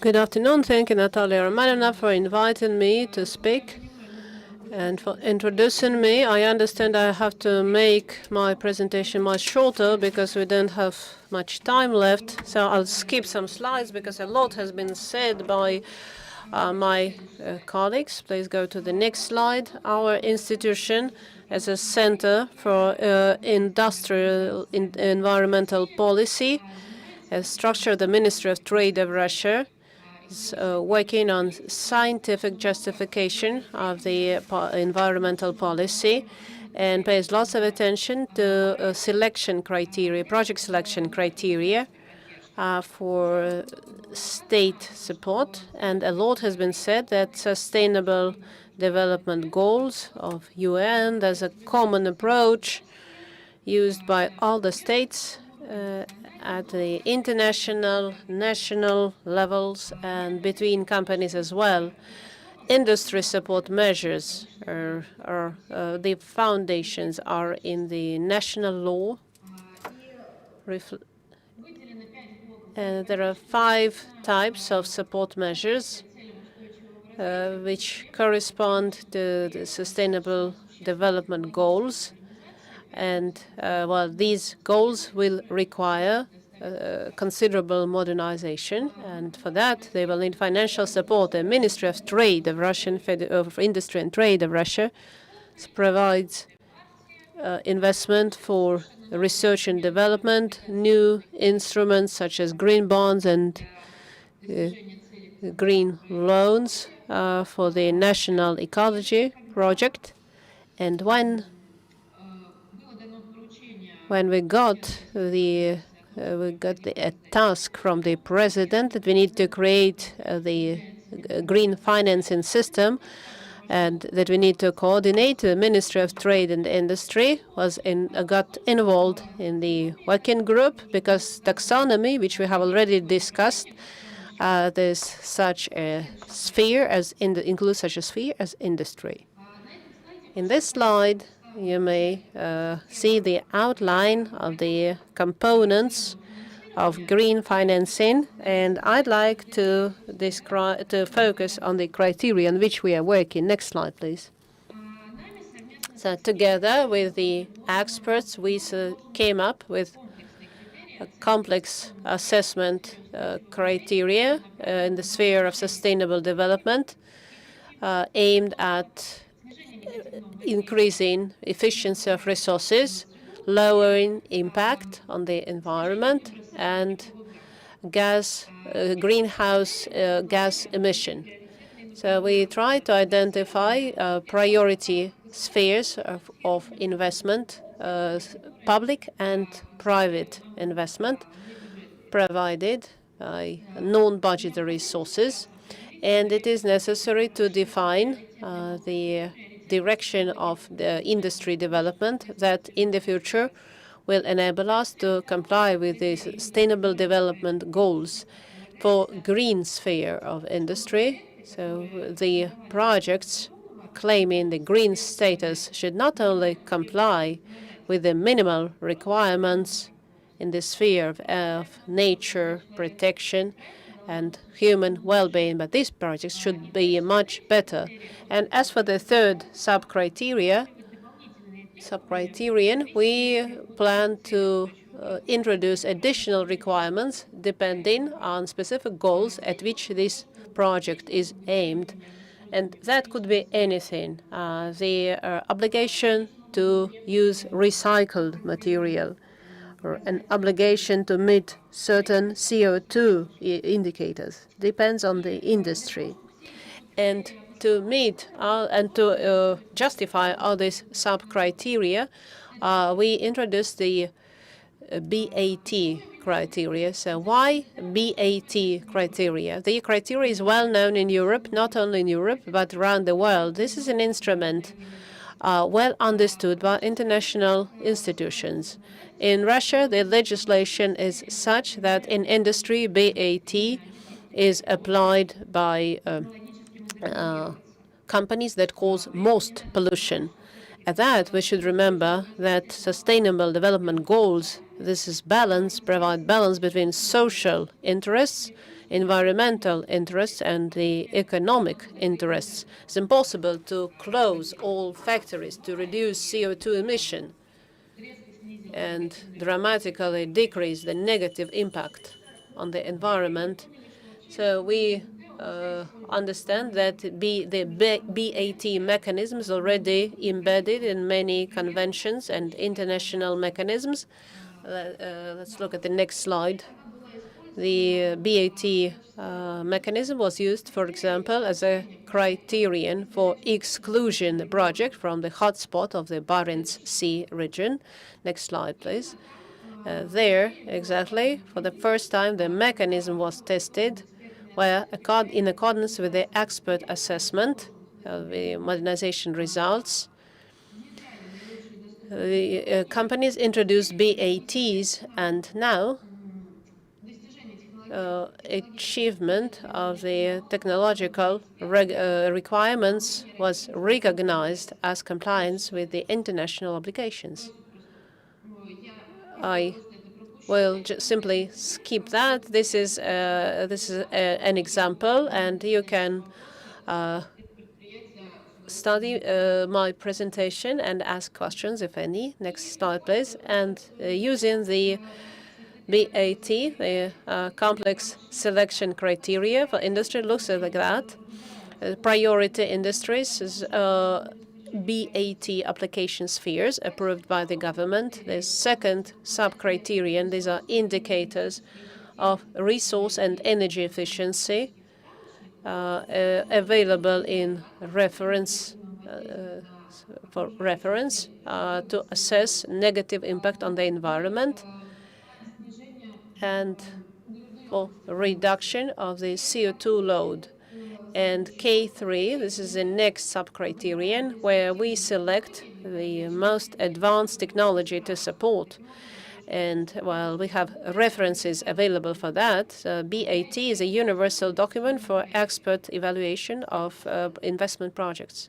Please go to the next slide. Here, you may, I'm sorry, we have okay, then my time is up. That's all. Thank you. We beg your pardon because the next session, your presentation is very interesting. We shall publish and we shall include it in the collection of reports.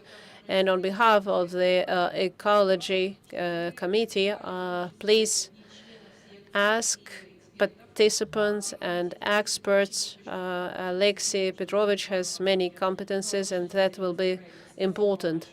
Thank you very much. And so we have two short reports, very short reports. One, Russian Railways of Industrial Services, Lisitsyn Andrei Ivanovich, who will briefly tell us how they managed to achieve a green international bond market. Good afternoon, dear colleagues.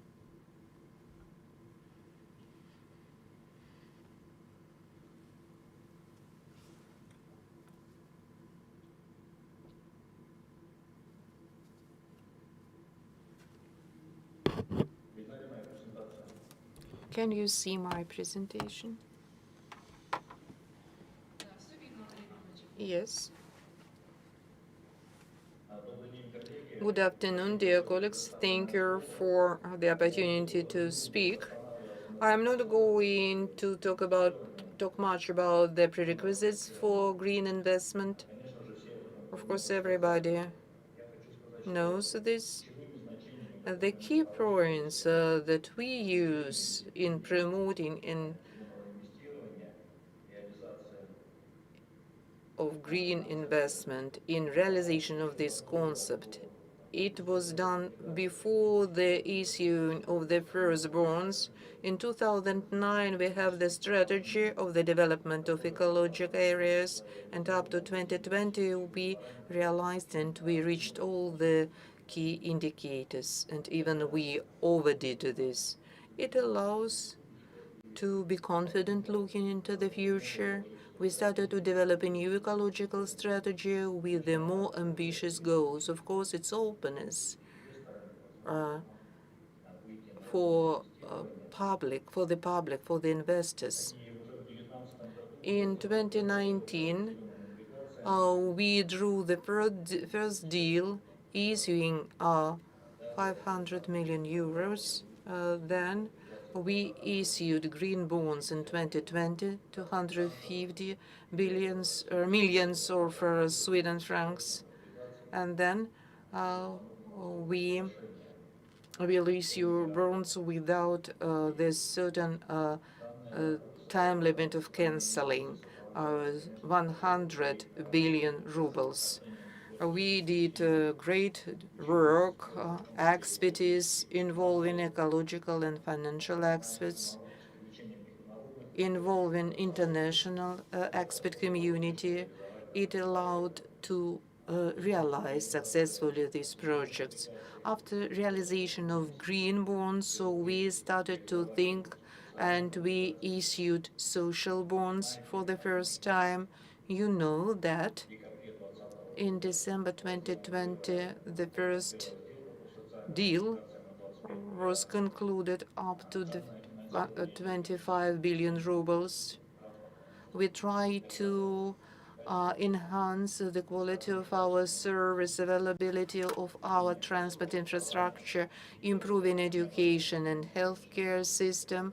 Of course, we are involved in handling of the COVID situation, developing, making sure the safety of our passengers in the railway stations, on board of our vehicles.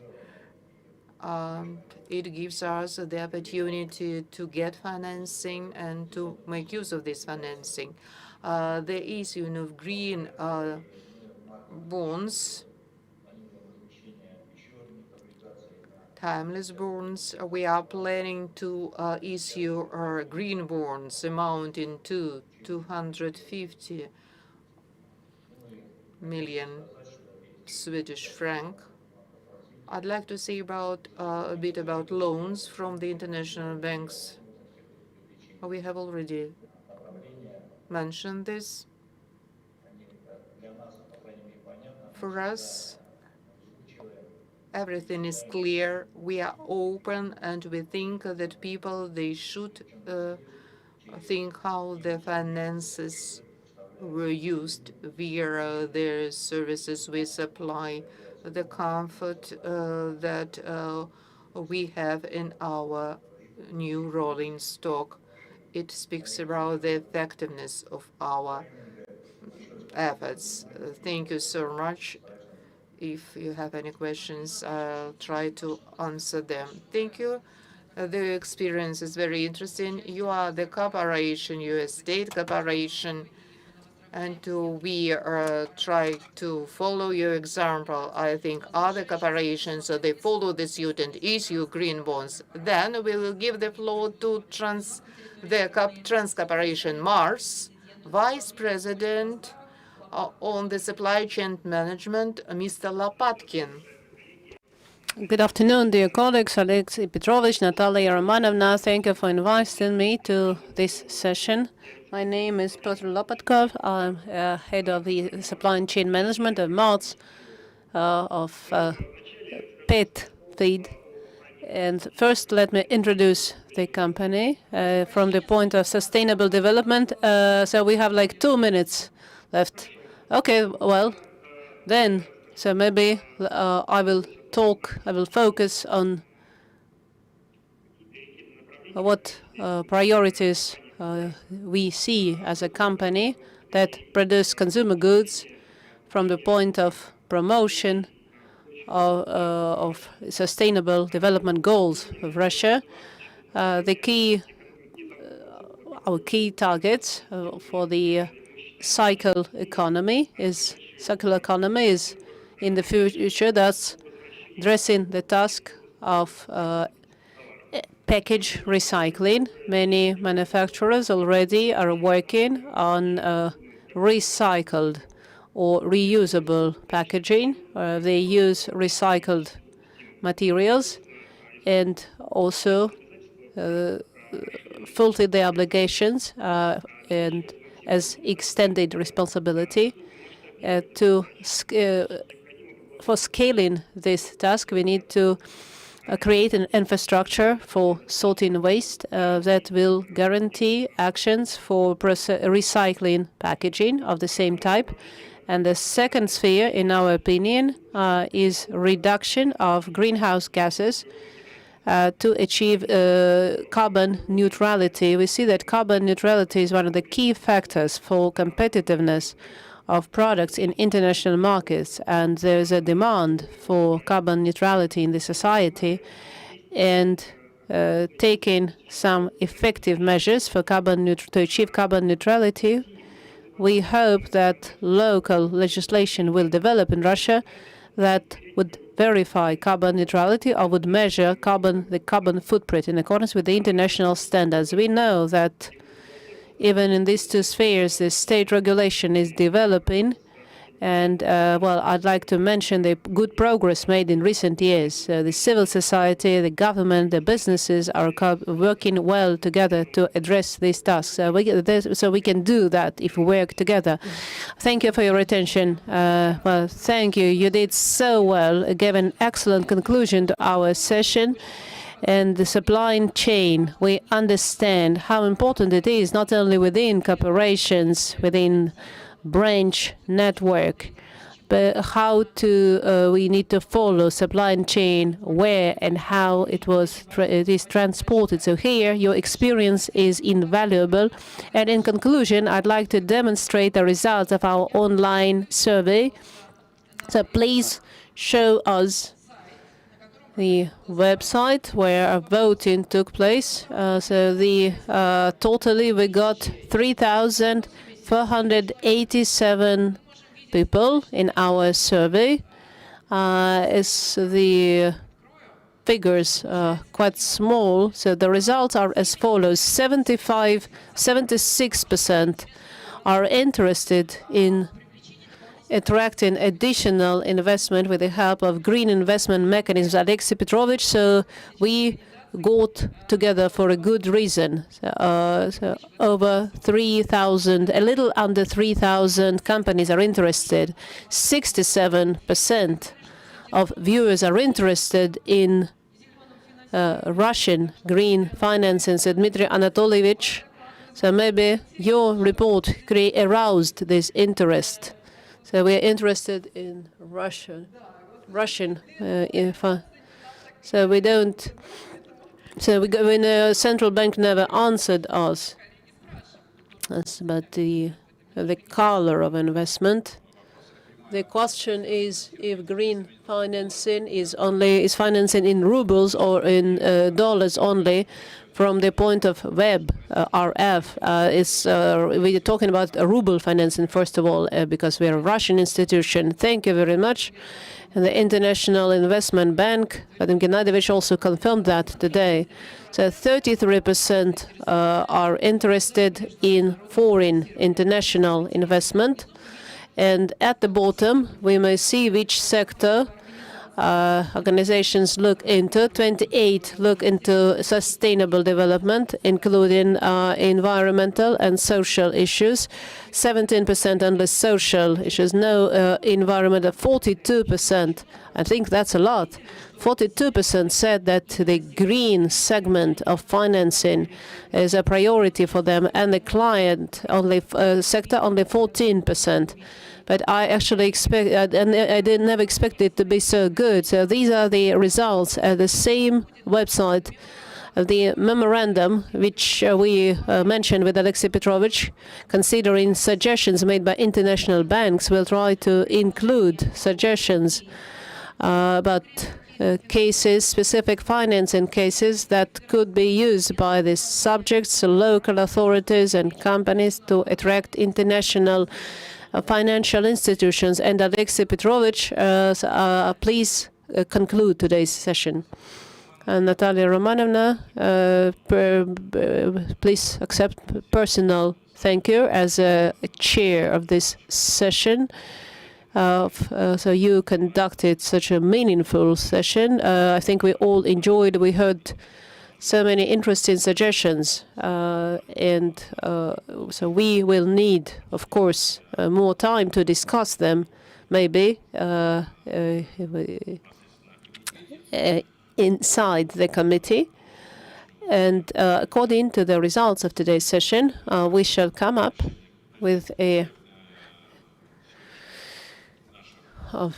today's session shall be discussed at the committee, and the government, the subjects of Russian Federation, we shall issue recommendations to the government and to the subjects. Dear colleagues, I think that today's discussion will not stop now. There are many issues, still many issues to discuss from today's agenda. So maybe we should not start with ourselves rather than in the foreign partners. There are some tools already available, and of municipal bonds. Central bank never said anything. I think that's hard work. It's complicated.